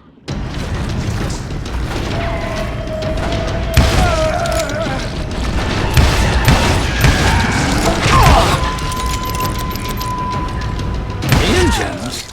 There were Indians? No. I just wanted to make sure Steve was paying attention. Now, where was I? You were following the Daltons through a swamp? That's right. See, Steve? Dwight's paying attention. No, I'm listening. I was just resting my eyes. So, where was I? The Daltons. Right. See, there's a reason so many outlaw gangs are made up of brothers. Being a brother is a very sacred thing. It's a bond like no other.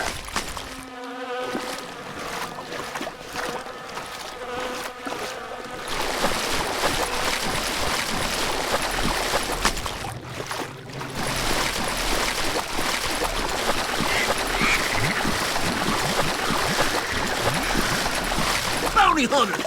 Stop that, son bitch!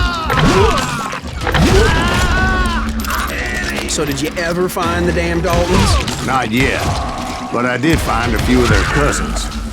You Kansans breed like rabbits.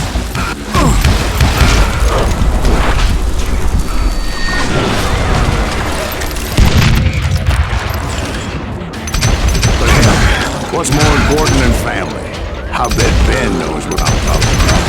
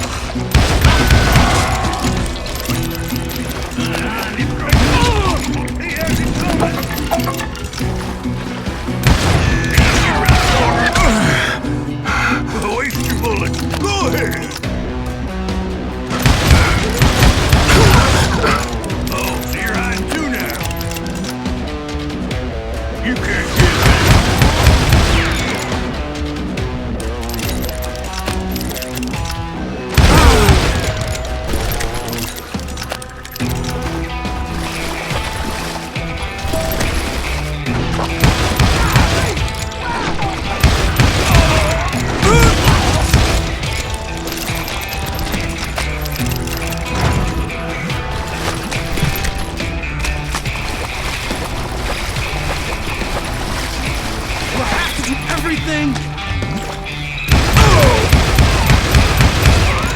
Man, you can shoot. Gotta give him that.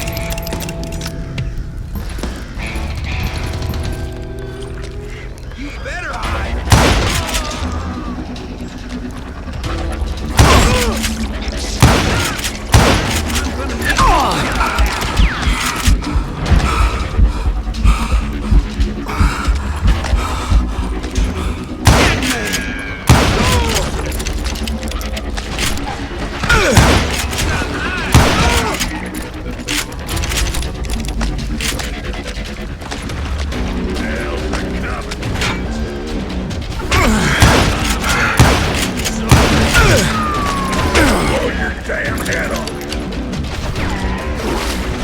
Those Dalton boys were out there somewhere, standing together against anyone who would threaten them.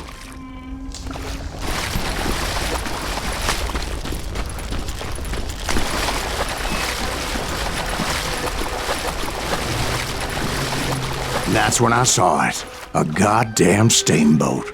A steamboat? In a swamp? Yeah, Steve, but this wasn't much more than a wreck, really. But how'd a damn steamboat end up in the swamps? Guess it floated off during the flood of '89. Now, was it a stern-wheeler or a side-wheeler? What? Does that really make a difference, Steve? It was a steamboat with a goddamn army on board. It was then that a fusillade of bullets come raining down from on high, and those vigilantes who accompanied me weren't anywhere to be found. But among those men that were shooting at me, I thought I saw some familiar faces.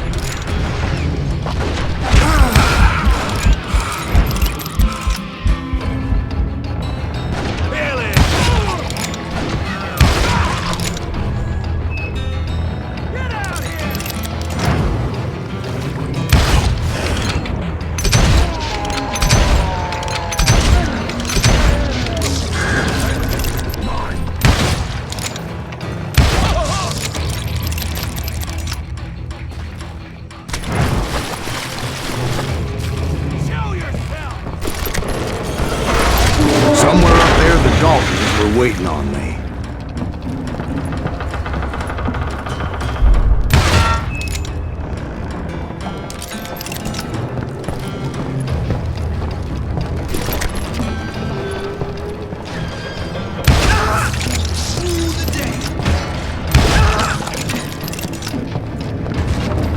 Sounds like you don't give up too easy.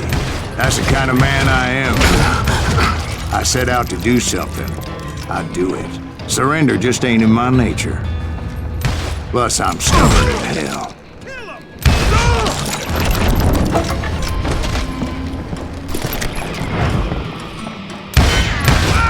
Did that asshole just kill Red?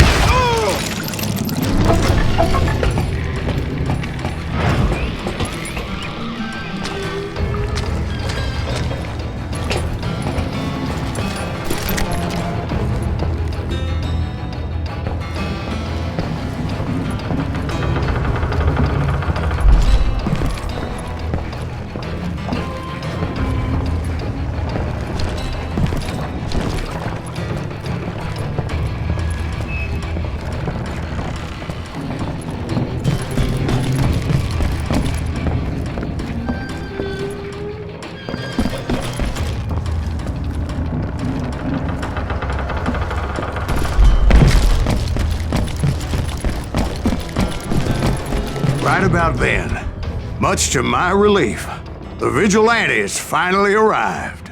Their leader motioned at a cabin in the middle of the top deck, pointing me directly at the Daltons. I finally had them, after months of dogged pursuit.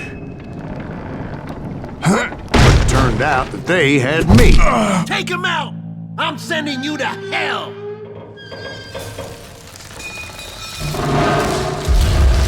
The Daltons had played me like a fiddle. Apparently, the vigilantes were on their damn payroll. They didn't just want to shoot me. They wanted to burn me alive. But finding my way out of a burning labyrinth proved to be quite a challenge. It was a riverboat, right? I mean, it's not like it was a goddamn ocean liner. Oh, yeah, but I was in a fight. gonna launch next year. Largest one in the world. Talking about the Titanic. If you ask me, it's too blessed big. I don't think it'll even float. So anyway... Don't be stupid, Steve. They know what they're doing. They say that the Titanic is unsinkable. Oh, God. But getting back to that steamboat, how'd you get off it, Mr. Greaves? I took in a lot of smoke that day, so I admit my recollection might be a bit hazy. But somehow I managed to finally disembark. I was coughing up smoke and pretty damn pissed. I was done playing games with those boys.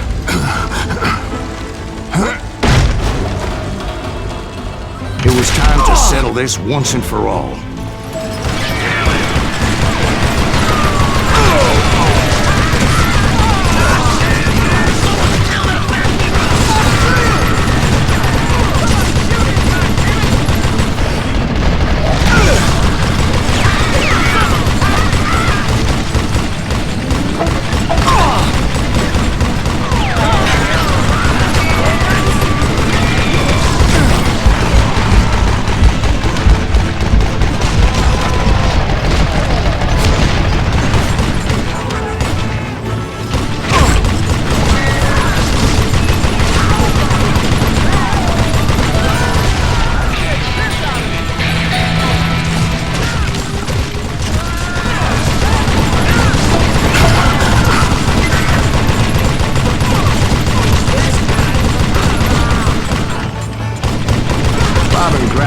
About to come at me one at a time. They were in this together. Two brothers side by side, determined to take me down. Confident that this time the odds were on their side.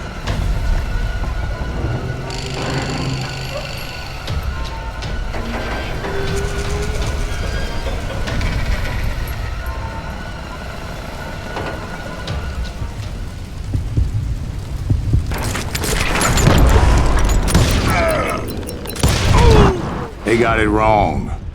A sad end for those two. If they'd only known that Emmett was still alive despite his wounds. Paroled 14 years later, he moved to California and sold real estate and lived off the legend of that fateful day. And the tragic death of his two brothers.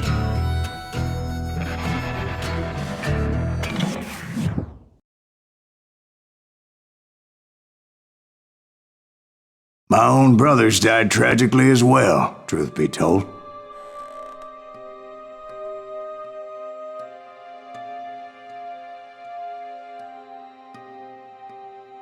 It was 1868, and me and my older brothers were pulling a tidy profit running cattle into Juarez, Mexico.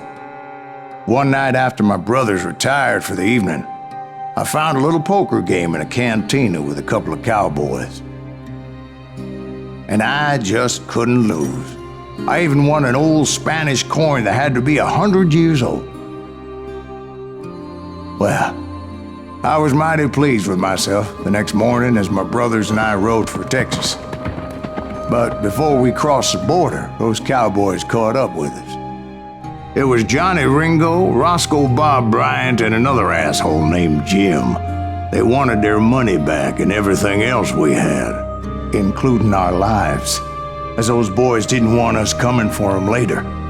Bob put that old Spanish coin in my mouth and said, "I won't have it said that I left you with nothing, boy." Well, those horses bolted, and there we hung as those bastards rode away. The branch finally snapped under the weight of the three of us, but being my older brothers were bigger and heavier, they were already dead. And right then I swore to myself that I would avenge them. Ringo you know about. But Bob eluded me, until I heard he was riding with the Wild Bunch.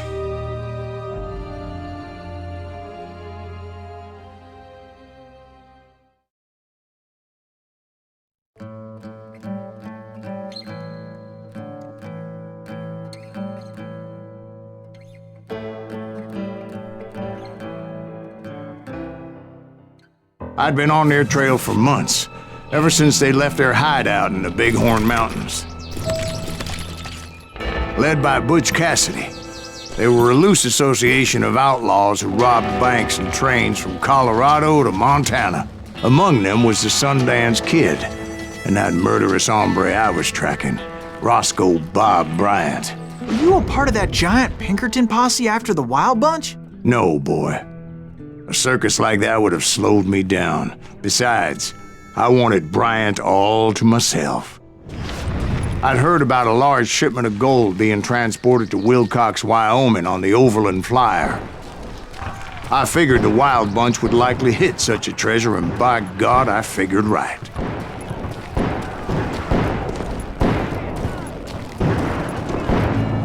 They blew the bridge with the intention of forcing the train to stop. Well, I assumed the Wild Bunch was likely in the still intact part of the train high above, so I had no choice but to make my way up through the passenger cars dangling down. I was determined to make that sumbitch Bob pay for what he did to my brothers.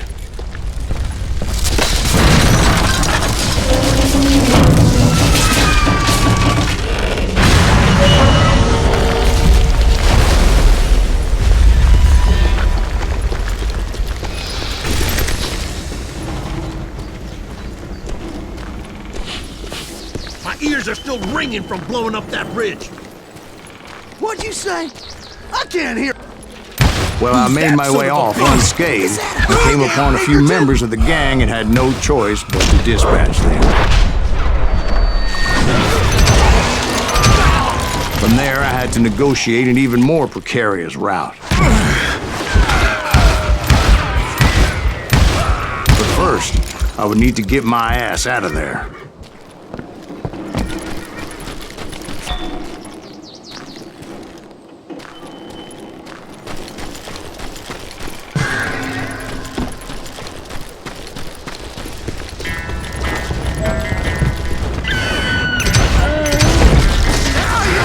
Jumped from the frying pan into the fire as the train was clearly fixing to fall.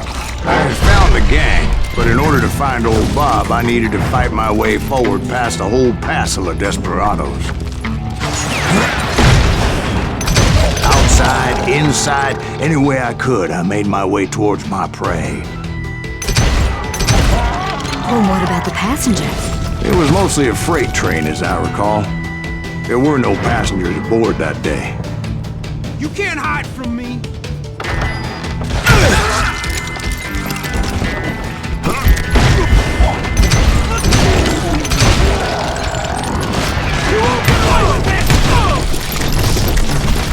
As I mentioned before, I am not fond of heights. But I was too busy dodging bullets to worry about falling to my death. Odds were I was likely to die that day anyway. So I was determined to take down as many of those bastards as I could. At times, it was like shooting ducks in a shooting gallery. The only difference is these damn ducks shot back.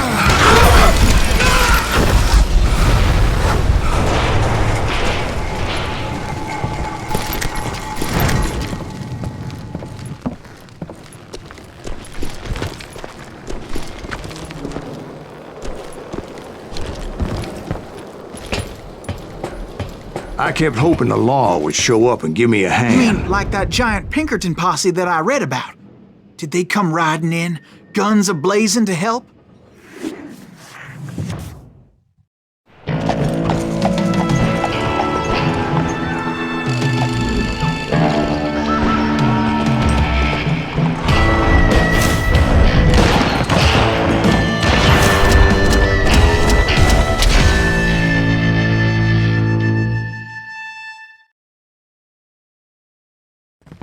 Help? From the Pinkertons? No, son. I had to fight the Wild Bunch all by my lonesome, as usual. Who the hell is that?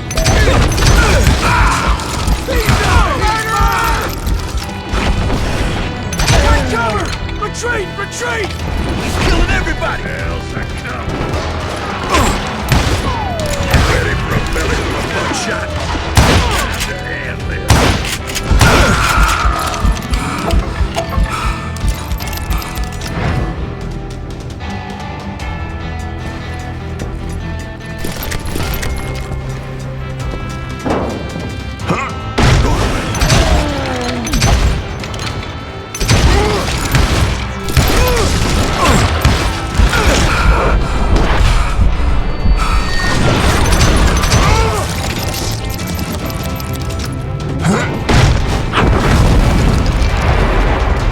guess is those dime novels didn't portray this as it happened, did they? Only a few stragglers were left. I had to cut them down pronto if I was going to stay on old Bob's trail.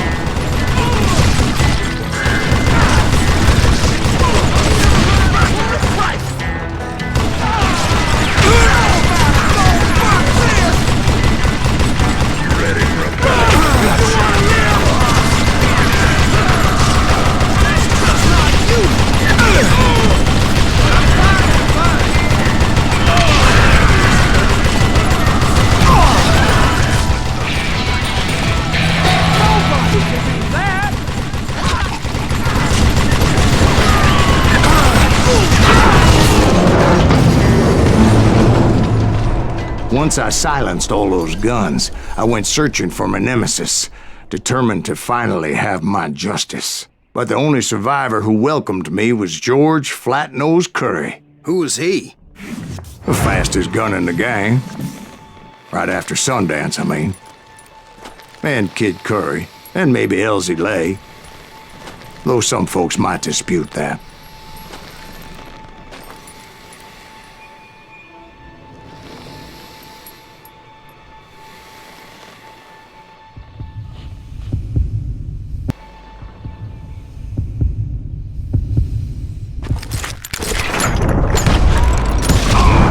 On that very same day, Butch Cassidy and the Sundance Kid decided to leave the Wild Bunch behind and decamped for South America.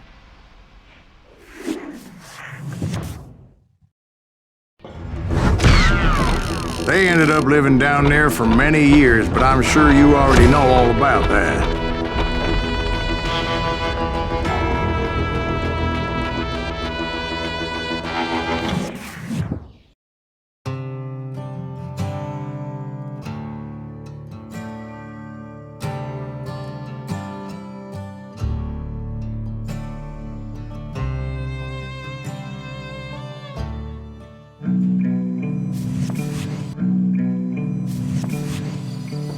I tried to find Bob Bryant, but it was as if he'd disappeared. Sometime later, I heard the Wild Bunch was back together. Kid Curry escaped from jail, and now he was running the whole shebang. So I took to their trail, as I was still in pursuit of my brother's killer and hoped that he was back with him.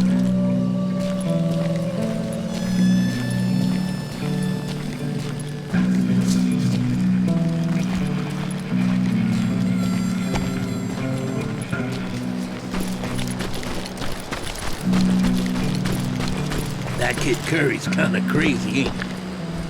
Don't let him. Anyways, I tracked those boys to a camp right outside Parachute, Colorado. We don't kill him! He'll kill us! Being outnumbered, I didn't bother with a warning shot. I just started taking those bastards down.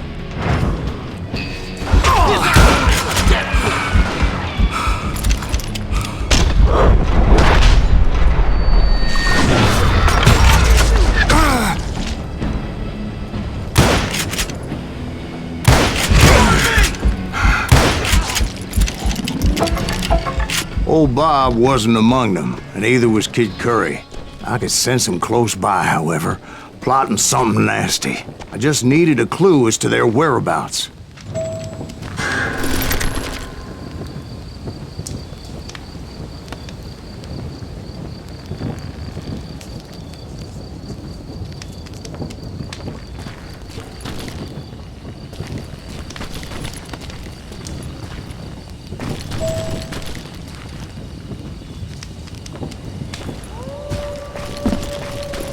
I found one. A map with their bold plan clearly marked. This time they were fixing to blow up a train trestle. Property of the Union Pacific.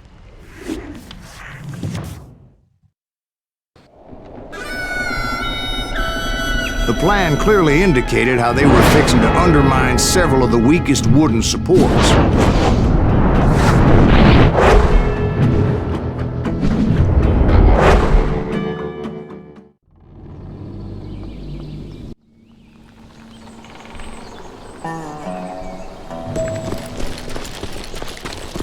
Kid Curry was considered the wildest of the Wild Bunch.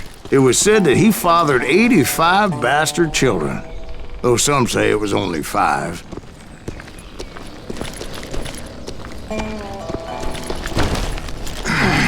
Kid Curry had bragged to a whore how he was gonna rob a train heading to the U.S. Mint in Denver. And that whore, Fat Sally, she told me.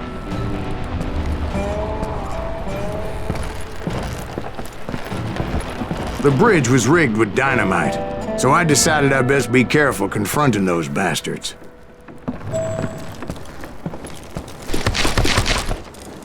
And I made it a point to remove any dynamite that I came across. A moment later, I saw a ladder that somehow had escaped my attention. Up now. Don't worry, I know what I'm doing.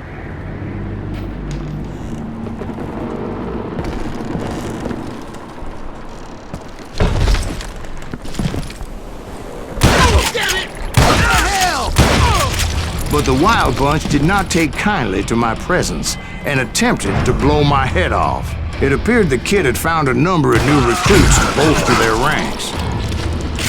What happened next? Well, having removed the first bundle of dynamite, I decided I might as well remove the other one. Once that was done, I figured I'd find my way from there.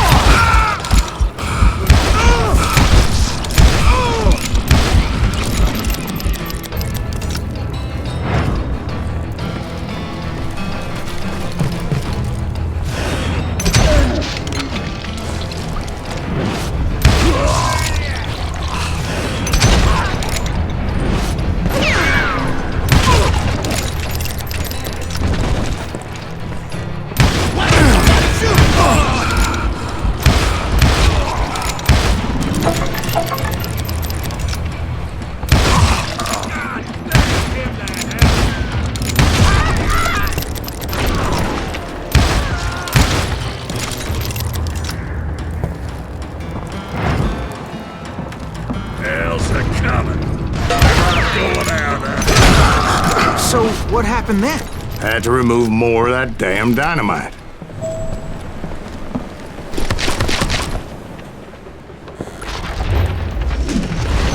It must have been terrifying trying to make your way across. I was sweating it a bit, but then I noticed a footbridge tied up on high, so I shot the rope.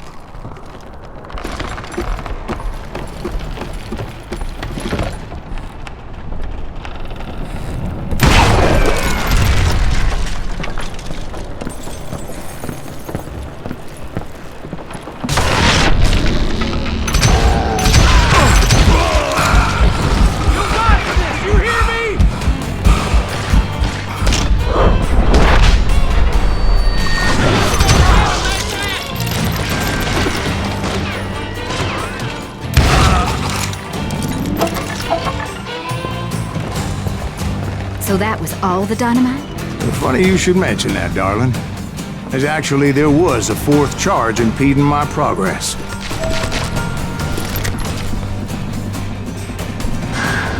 Once I removed it, my path was pretty clear.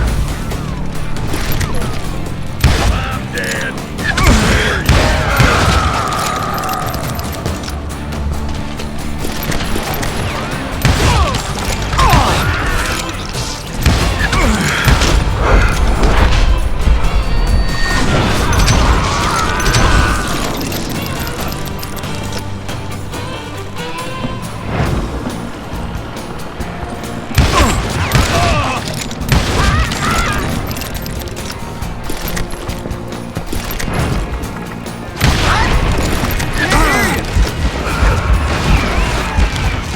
So I proceeded onward, to realize that that way just wasn't gonna work. I needed an alternate path forward.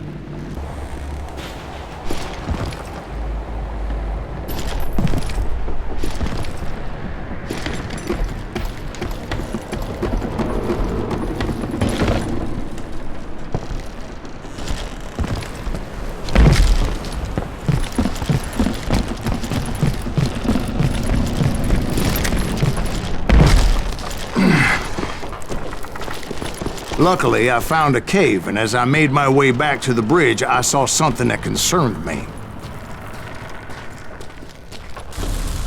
It was a long burning fuse, and it was moving fast as hell. I had to catch it.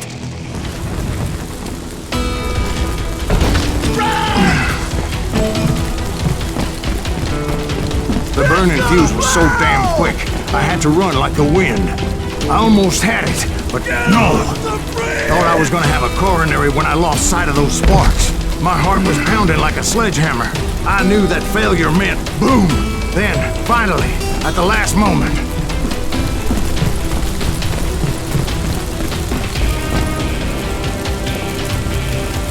Whew.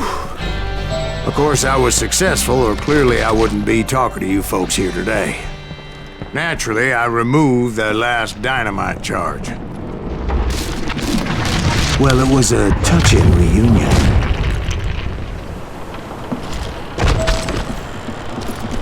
But by this time, I was thoroughly exhausted and dragging my ass as I was not a young man anymore.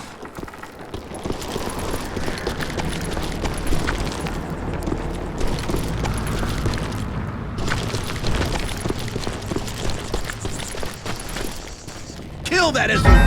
Make you bleed! Send it to forget! Finally, I found those boys. Or more precisely, they found me.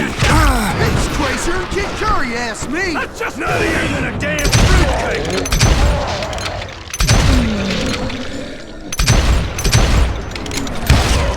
I'm gonna blow you into next week, boy!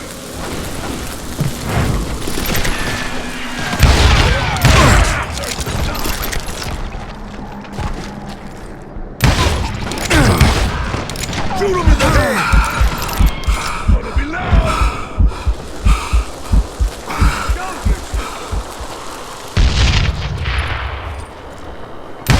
Vengeance is mine!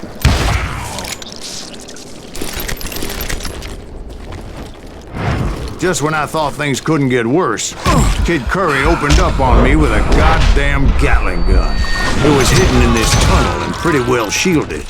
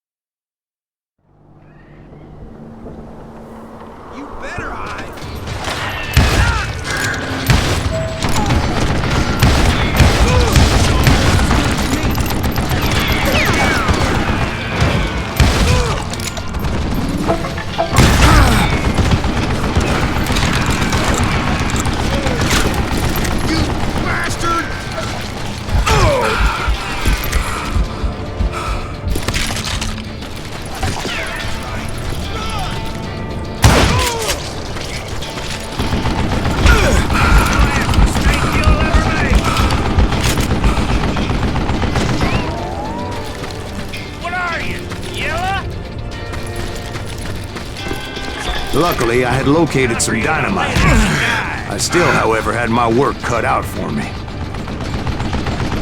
Hold it on while I reload! My head smells like a killie! It's not fair! Ah! You can't beat me!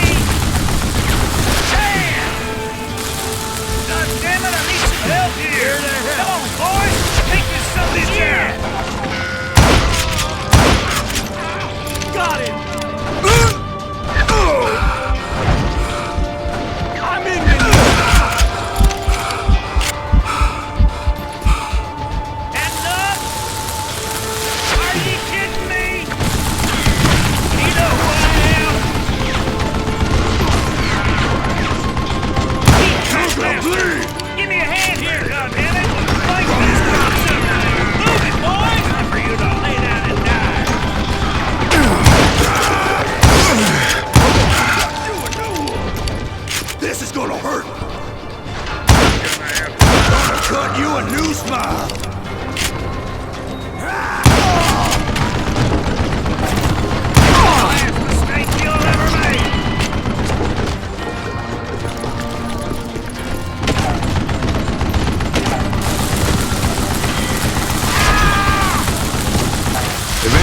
I brought that tunnel down.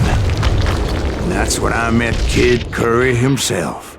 He had decided to stop pussyfooting around and deal with me personally.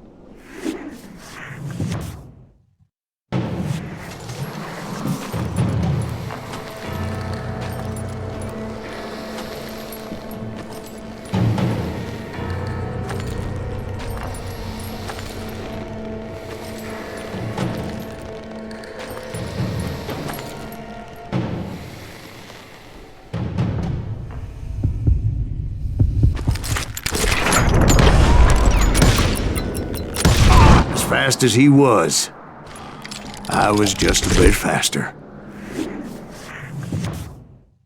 And as he lay wounded, I demanded to know the whereabouts of Roscoe Bob Bryant. He shouted at me, "Is that what this is about?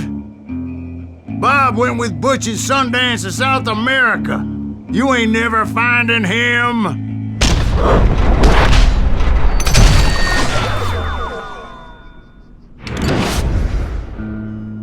Those were his last words.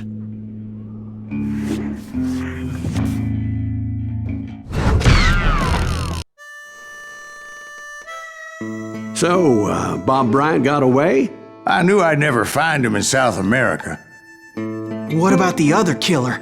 Yeah, you kinda glossed over that one. Well, I found Jim not long after my showdown with Ringo. At the time, he was riding with the James Younger Gang. Did I neglect to mention that?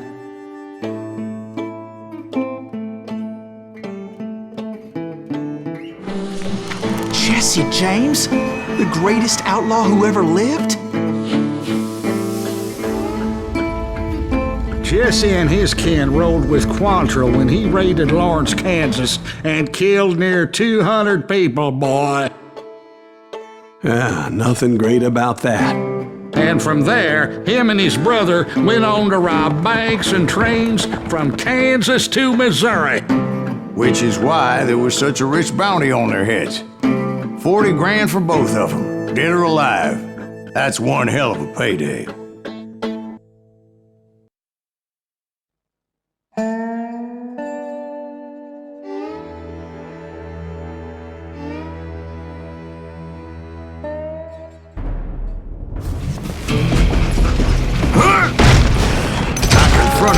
They were robbing a train.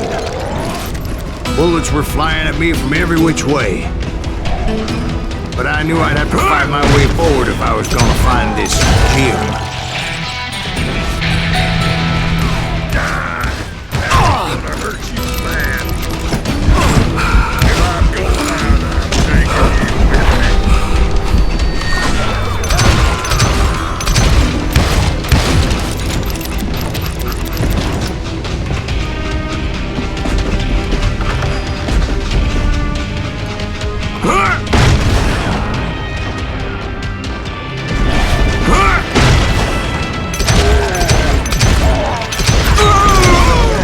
Wait a second. Now, how'd they stop this train in the first place? Well, the James boys were experts at this.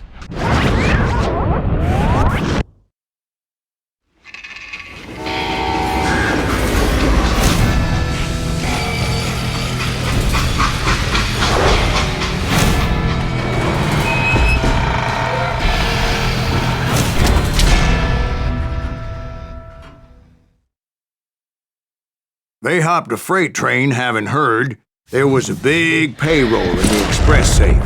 So, I hopped the same train.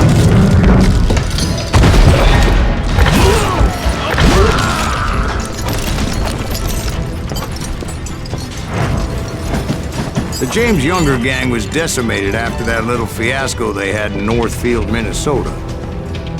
So Jesse needed more men and took on the killer I was after, along with a host of others. I was hoping to find my man and put a bullet in his head.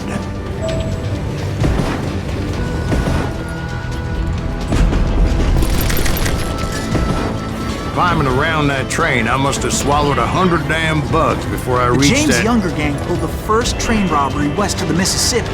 Sounds like you hold them in high regard. Everyone knows they were the most famous outlaw gang ever. And you took them all on by your lonesome. Again, I'm finding this all a little hard to swallow, friend. Well, maybe you need to wash it down with some whiskey. By the way, did I mention that that train was flying down those tracks like a bat out of hell?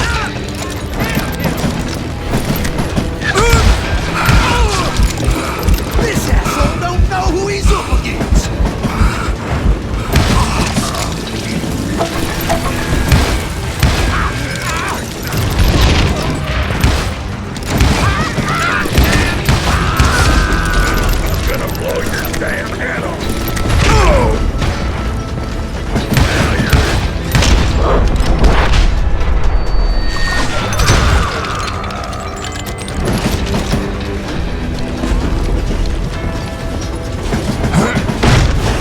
Anyway, excuse me, Ben. Where would I find the gentleman's facilities? Suddenly I have an urgent need to drain my one-eyed snake. Well, I've had more than a few drinks, and I've been sitting here for quite a spell. Right through there. Let me show you.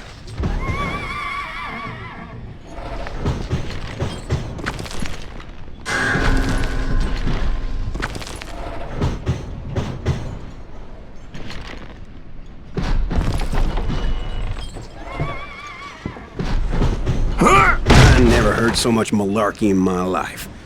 You think he's bullshitting us? You don't think he's Silas Greaves? I think he's just some old drunk looking for some free liquor.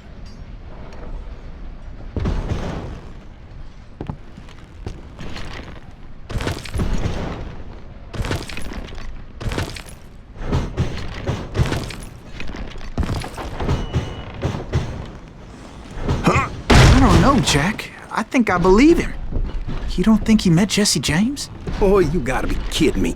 That story makes no sense at all. Jack. I mean, you gotta be 2 bricks short of a load to believe that cock and bull story. I don't agree. Jack, lay off the bar. But you seriously think that tired old man went toe-to-toe with Jesse James?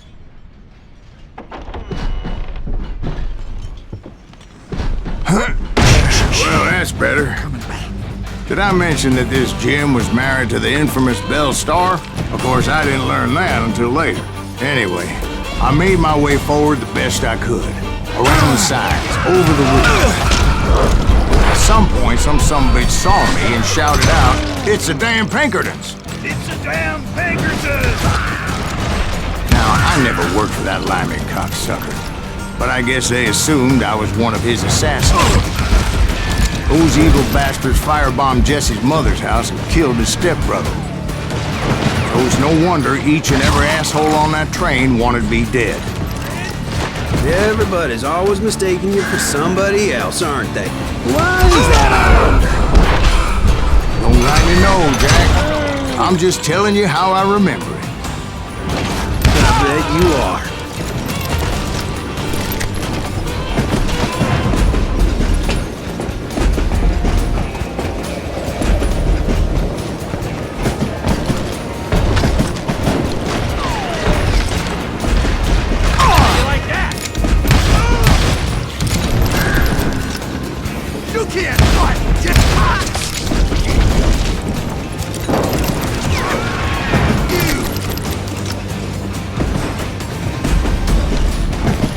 I came across a flat car piled high with logs and had to come up with a creative way to make my way forward.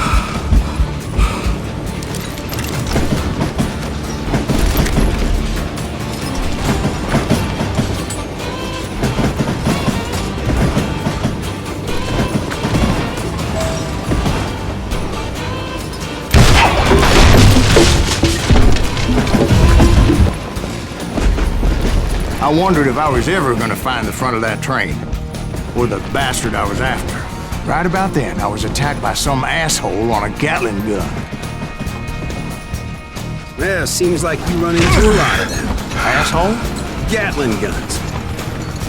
Yes, I did. Now, I don't remember how I took it out. It was either a bullet or dynamite. Where would you find dynamite? Does it really matter, Jack? You're messing with the flow of the story here.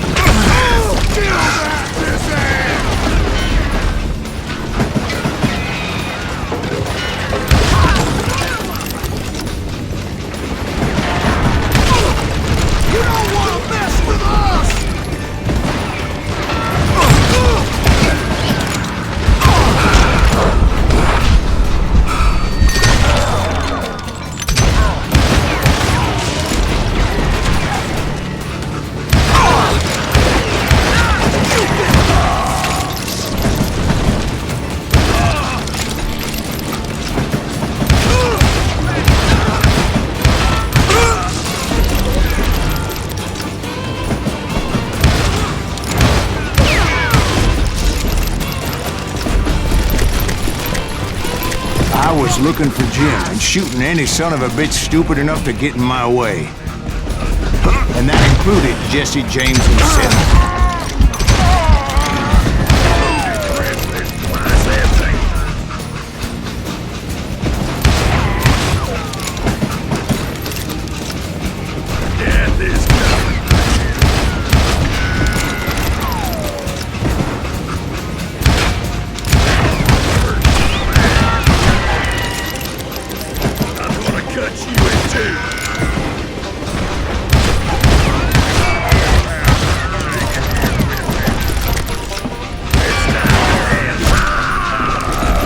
Sure were a lot of men determined to die that day.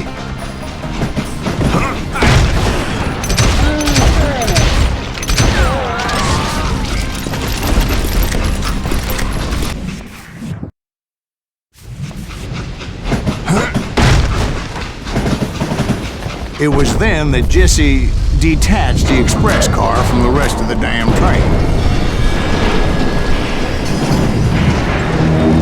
I could see Jesse waiting for me, fixing to kill me so he could get away with all that money.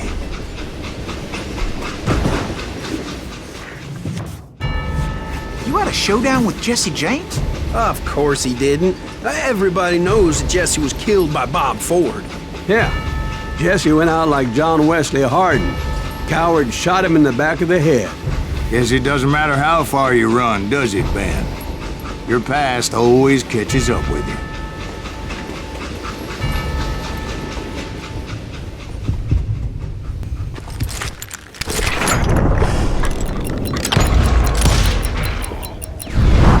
Yeah, I didn't kill Jesse James. Just wounded him bad enough to convince him to hang up his guns.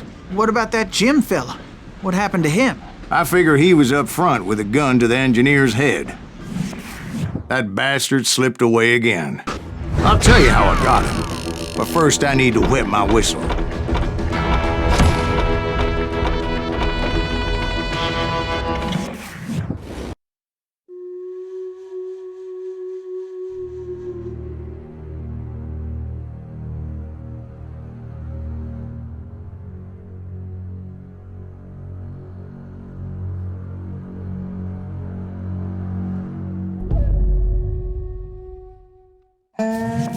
After my showdown with Jesse, I continued to track his brother, Frank, and that son of a bitch, Jim.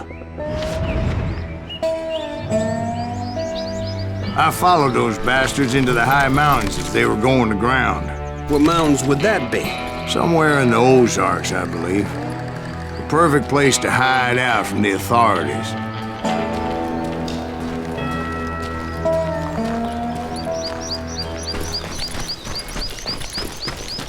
In fact, before I could find them, some Indians who fled the res and were hiding out from the military found me first. They probably thought I was a cavalry scout and didn't want me telling the military where they were.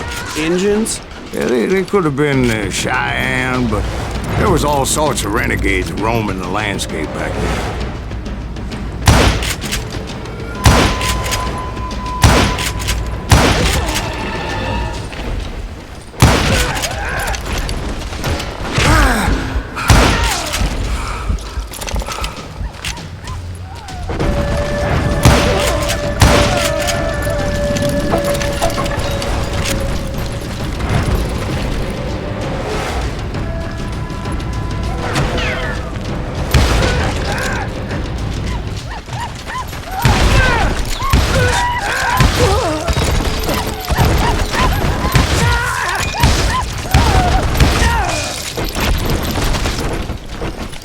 Hey, how about another whiskey, Ben?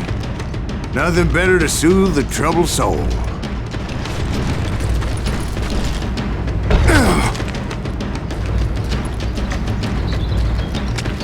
Now, where was I? Indians, right. I had more than my share of run-ins with the Red Man.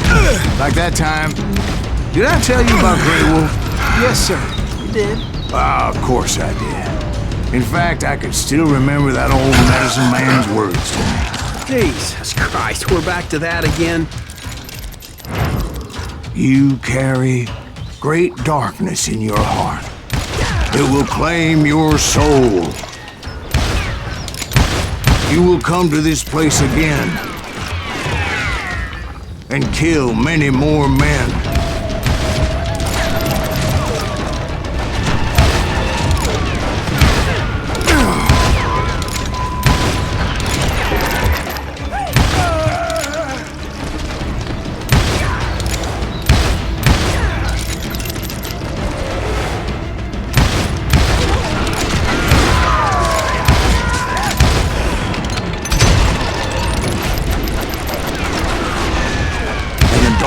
Will grow until it consumes everything you are.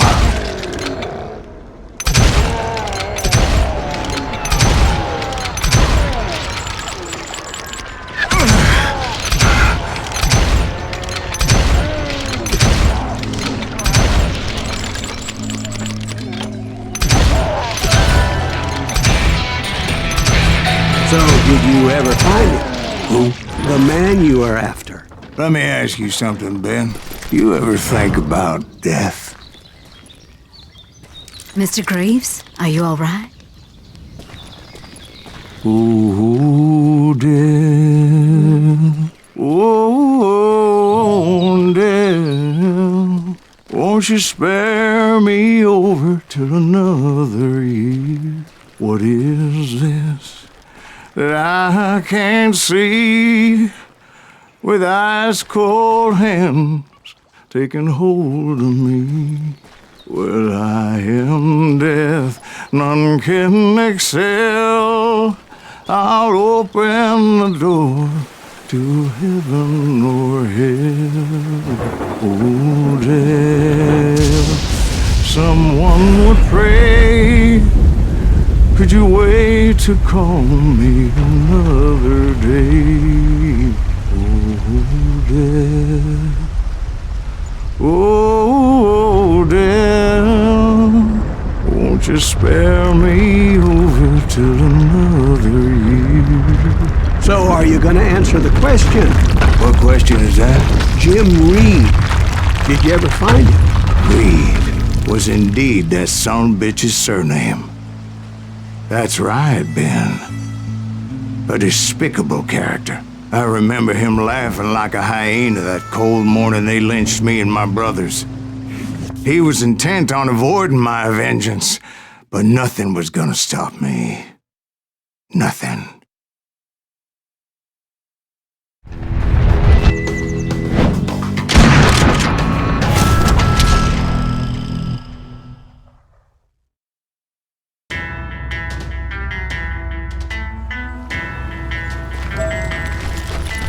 I finally did track those outlaws down.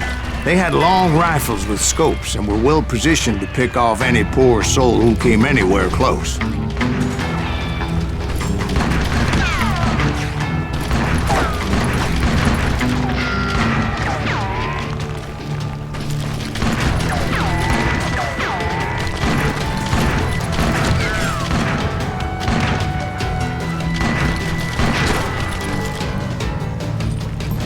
I'm guessing Frank James believed I was responsible for the demise of his brother Jesse. I couldn't really disagree with the man, as I thought Jesse was dead then as well.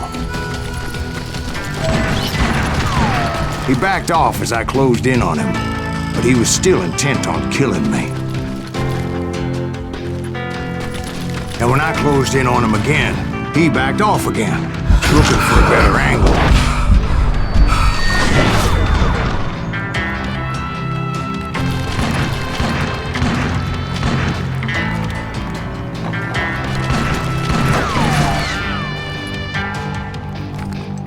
Hell, I can't fault Frank for wanting his revenge, as I was there for the same damn reason myself. At this point, I'm guessing you think Silas Greaves is a worse murderer than Jim Reed ever was. No, sir. A man who spent half his life killing somebody's brothers, fathers, sons. I think you were just looking for justice, sir. Is that what I was looking for, Dwight? Is that what it was? Justice.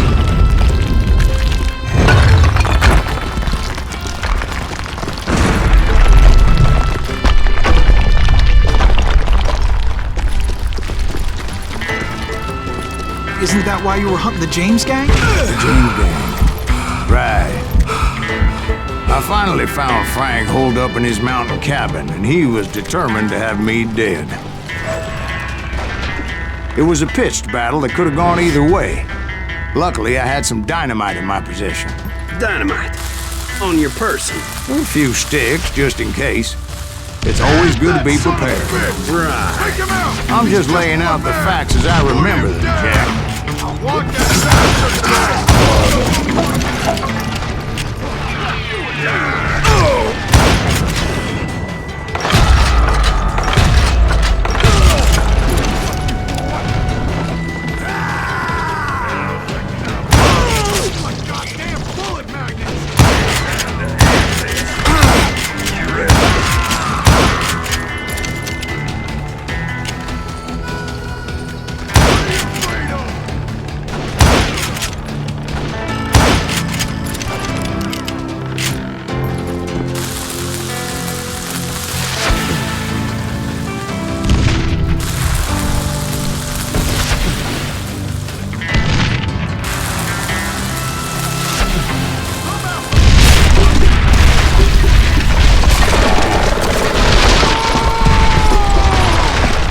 Shack? Well, it went tumbling right off that cliff. With Frank James still in it? Yes, sir. But Frank James is still alive, living in Missouri, showing folks around the family farm for 25 cents a tour. I didn't say he died in the fall, now did I?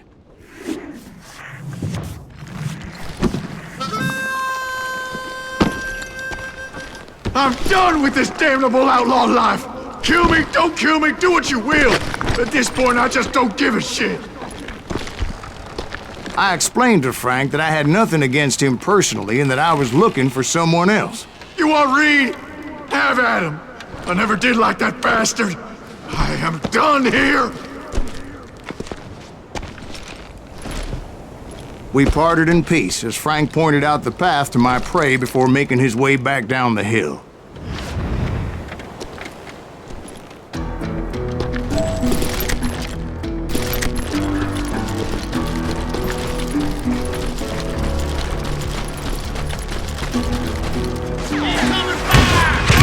What happened at Reed? Well, I finally found the last of the gang hiding in a nearby cave. First, I had to dispatch the lookouts.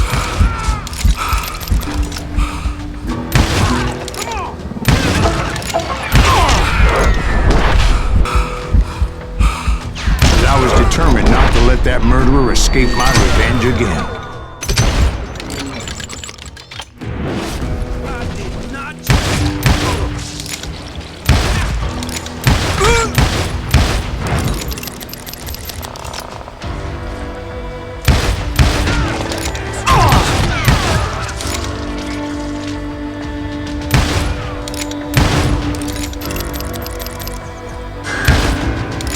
Rather than wander in willy-nilly, I decided it would be better to smoke that son-of-a-bitch out.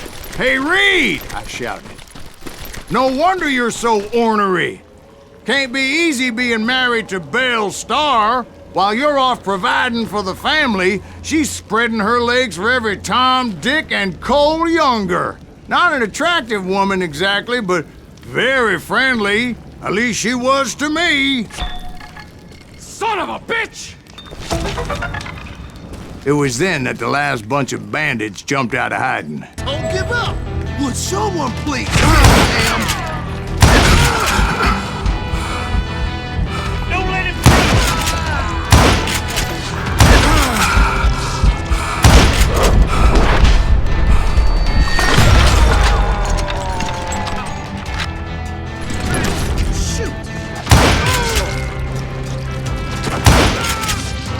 think he knows who we are.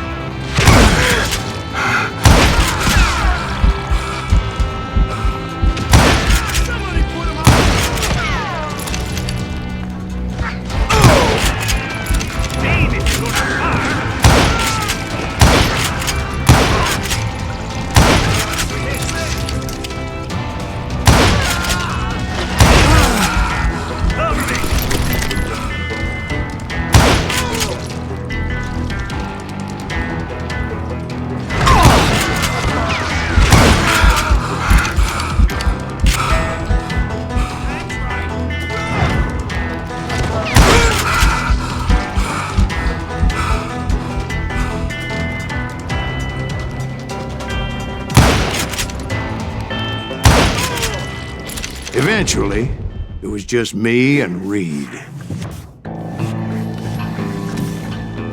I had waited a long time to face him down, so I could repay him for what he did to my brothers.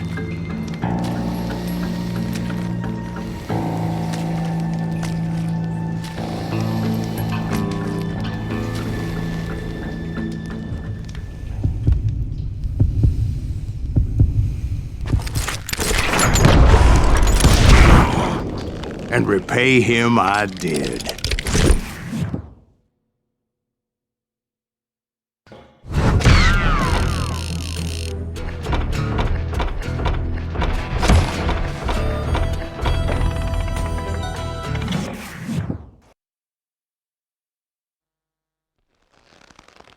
Well, I don't know about you boys, but I'm pretty beat. Well, it's too damn bad you never found that Bob character. Seems a shame he never had to pay. Well, funny thing about that, I did have one more chance at him.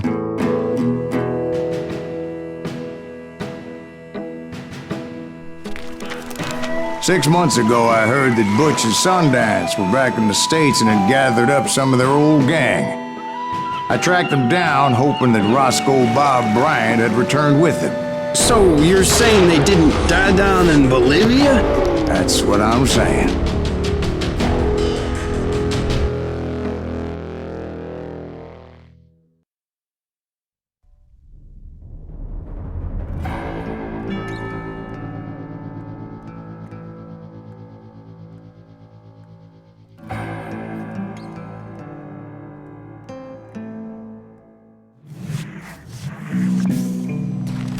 For 40 years I had waited to get my hands on the last of my brother's killers. Not even an army of demons could have stopped me now.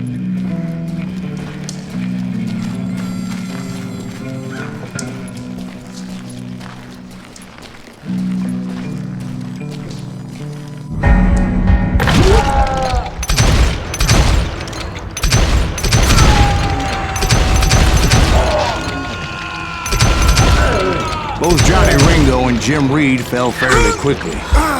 But the last one, Roscoe Bob Bryant, that son of a bitch had managed to escape my vengeance time and time again. I couldn't even be certain I'd recognize him after all those years. By now, he had to be close to 70. For all you know, he could have been dead. That thought had indeed crossed my mind. As did others. For instance, did my thirst for vengeance turn me into something worse than the man I was after?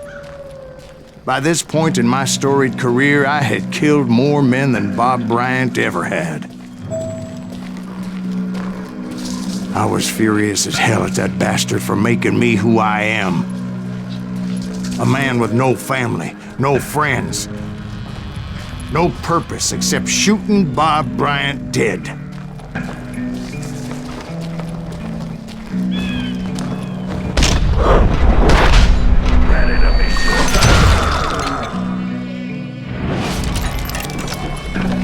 Nothing could stop me from taking his life. I'd been after that killer forever. From the time I rode with Billy the Kid. But that chapter of my story you already know. Chapter of that fairy tale, you mean? Suddenly, it was 1910. There I was, an old man roaming a ghost town dead almost 2 decades. The town was falling apart, just like me.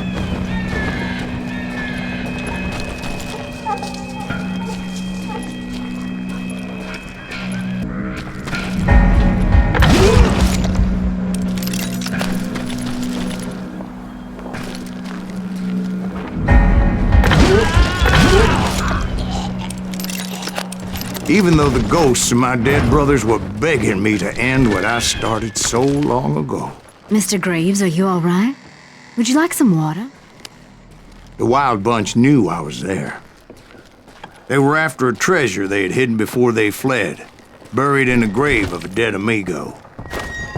Some folks think the town is haunted, so they figured there wouldn't be many people poking around.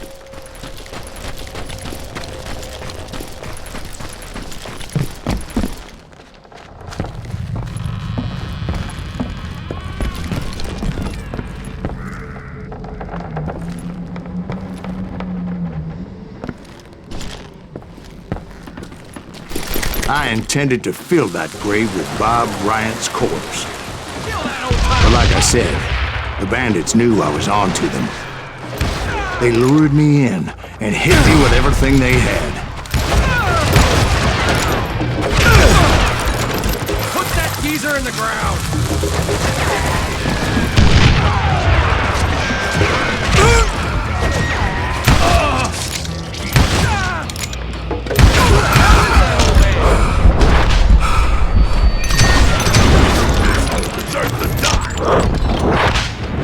Actually, in that moment, I did not prevail.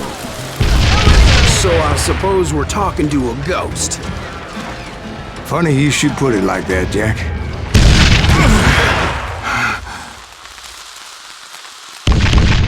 Because when I woke up... From the dead? There was silence all around me.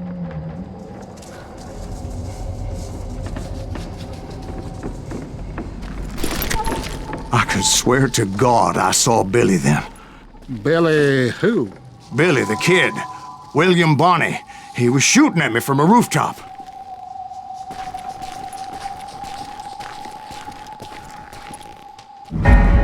Here, and there, even over there. So I am right. You are titched in the head. Mr. Greaves, perhaps we should switch you to coffee? You see that old Indian again, too? No, but I did see Billy's killer, Patrick Floyd Garrett. He came horse had died 2 years before. I wondered if maybe I was dead too and confronting the ghosts of my past. Perhaps all my sins were coming back to haunt me and drag me down to perdition.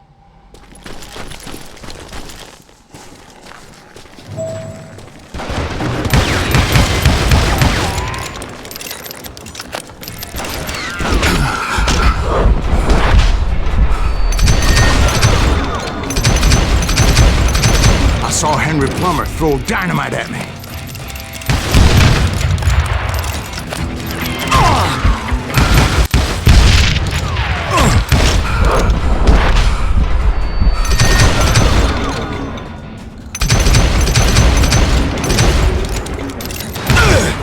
And in the gates of the cemetery, I saw John Wesley Hardin, just like I remembered him.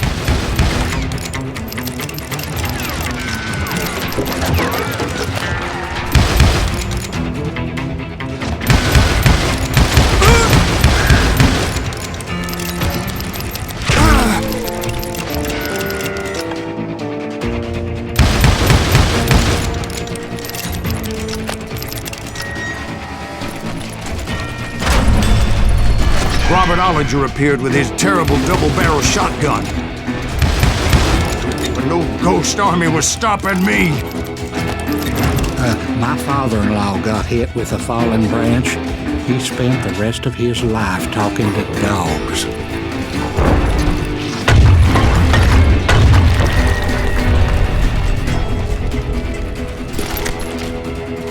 Newman Haynes Clanton, William Brocius, John Peters Ringo, they all wanted me dead.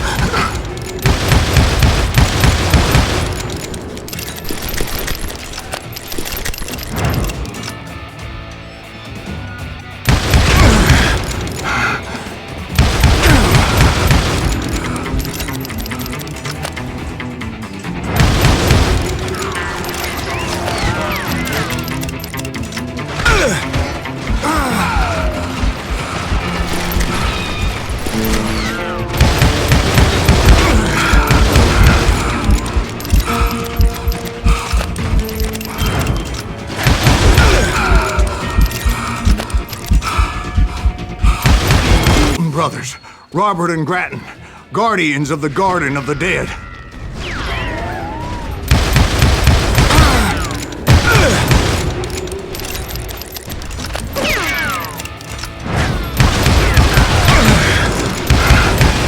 George Curry and Harvey Logan, alias Kid Curry, both thirsty for vengeance from the great beyond.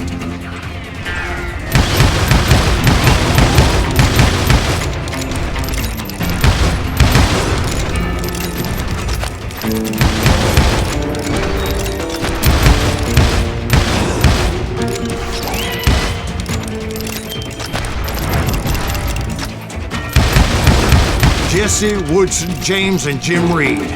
Each one deader than the next.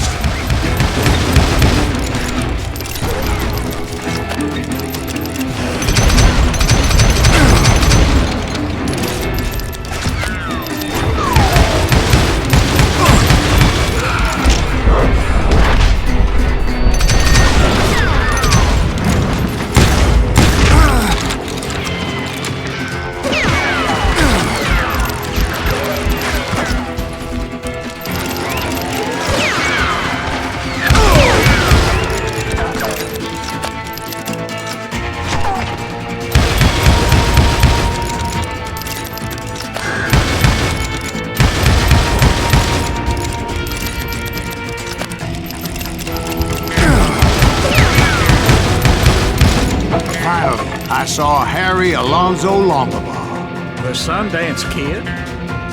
Like a general leading his legion of the dead. You told us before you seem alive. He was alive.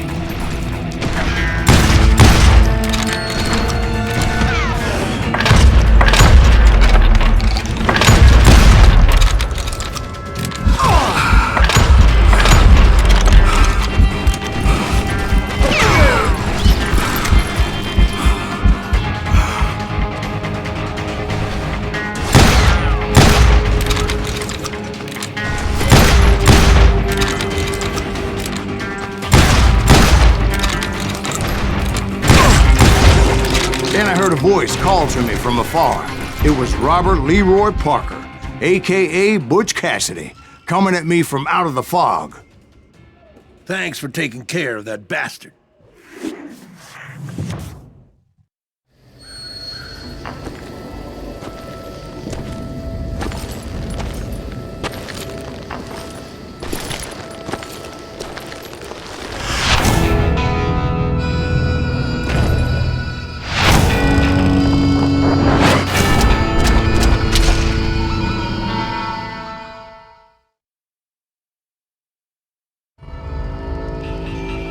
But the kid wasn't quite deceased.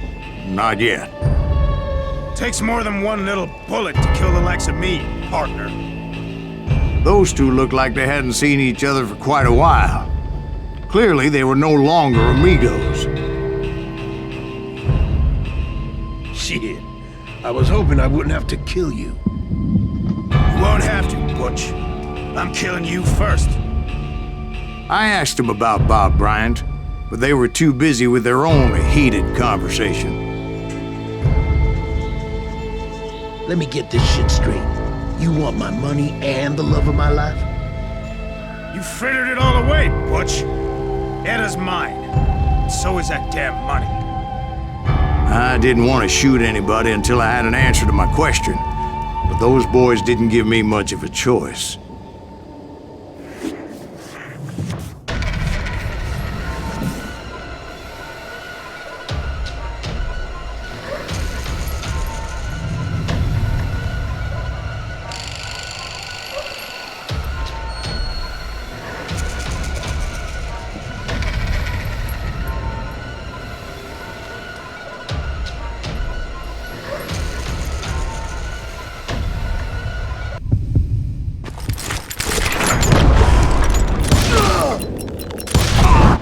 Butch Cassidy and the Sundance Kid died there in that cemetery not 6 months ago.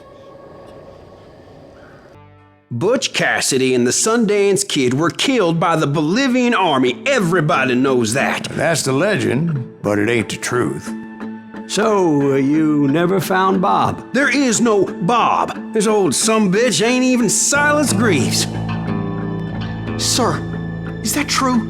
Have you been pulling our legs this whole time? Well, not the whole time. Oh man, I think you've worn out your welcome here. Maybe you're right, Jack. maybe it's time to pay. You see, Ben, or should I say Bob, your past always catches up with you. I was a different man back then, crazy. Drinking, I've changed my ways, I swear to you. If I could turn back the clock, But you can't, Bob.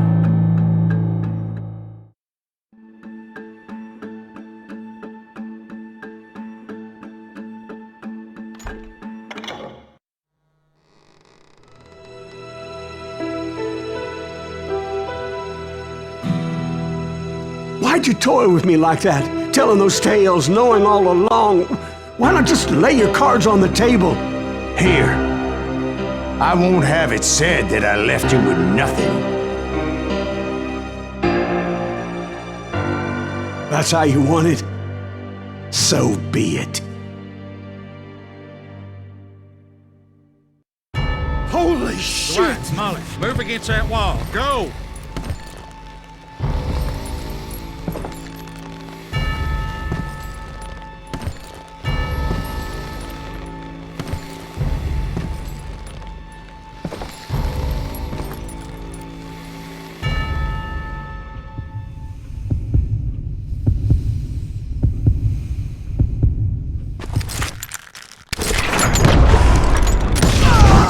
Oh my God! Oh, Jesus!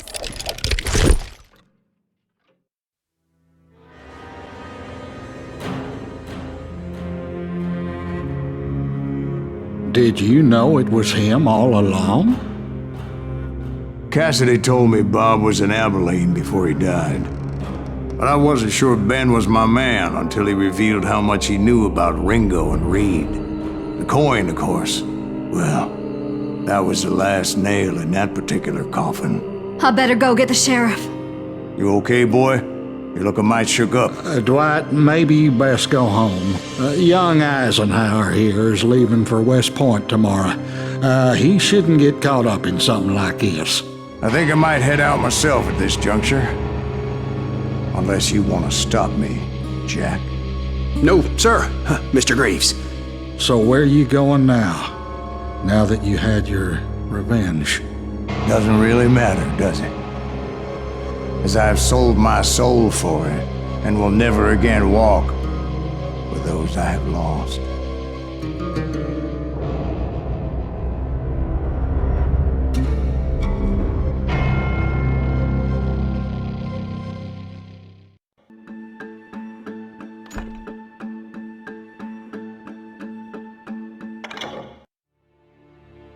Why'd you toy with me like that? Telling those tales, knowing all along. Why not just lay your cards on the table? Wanted to suss you out, Bob. See what kind of man you turned out to be. Maybe prod you into drawing on me. See, all those years on your trail turned me into a killer. Can't even remember who I was before you tried to murder me. You, on the other hand, walked that very same path in exactly the opposite direction. What do you mean by that? You think your life is worth sparing, Bob? Boy, what's your name again? It's Eisenhower, sir. Dwight Eisenhower. What do you plan to do with your life, Dwight Eisenhower? Tomorrow I'll be leaving for West Point, sir. So, you want to be a soldier? Well, then do it right, son. Don't tear down the world out of anger and spite like I did. You build it up. You do something decent with your life, you hear me? Sir? Yes, sir.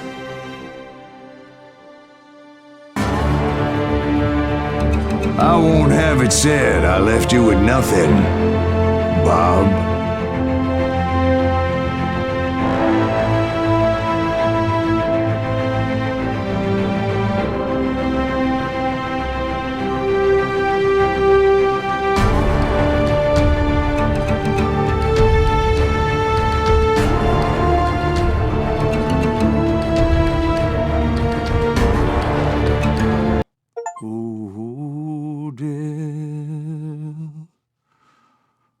Oh,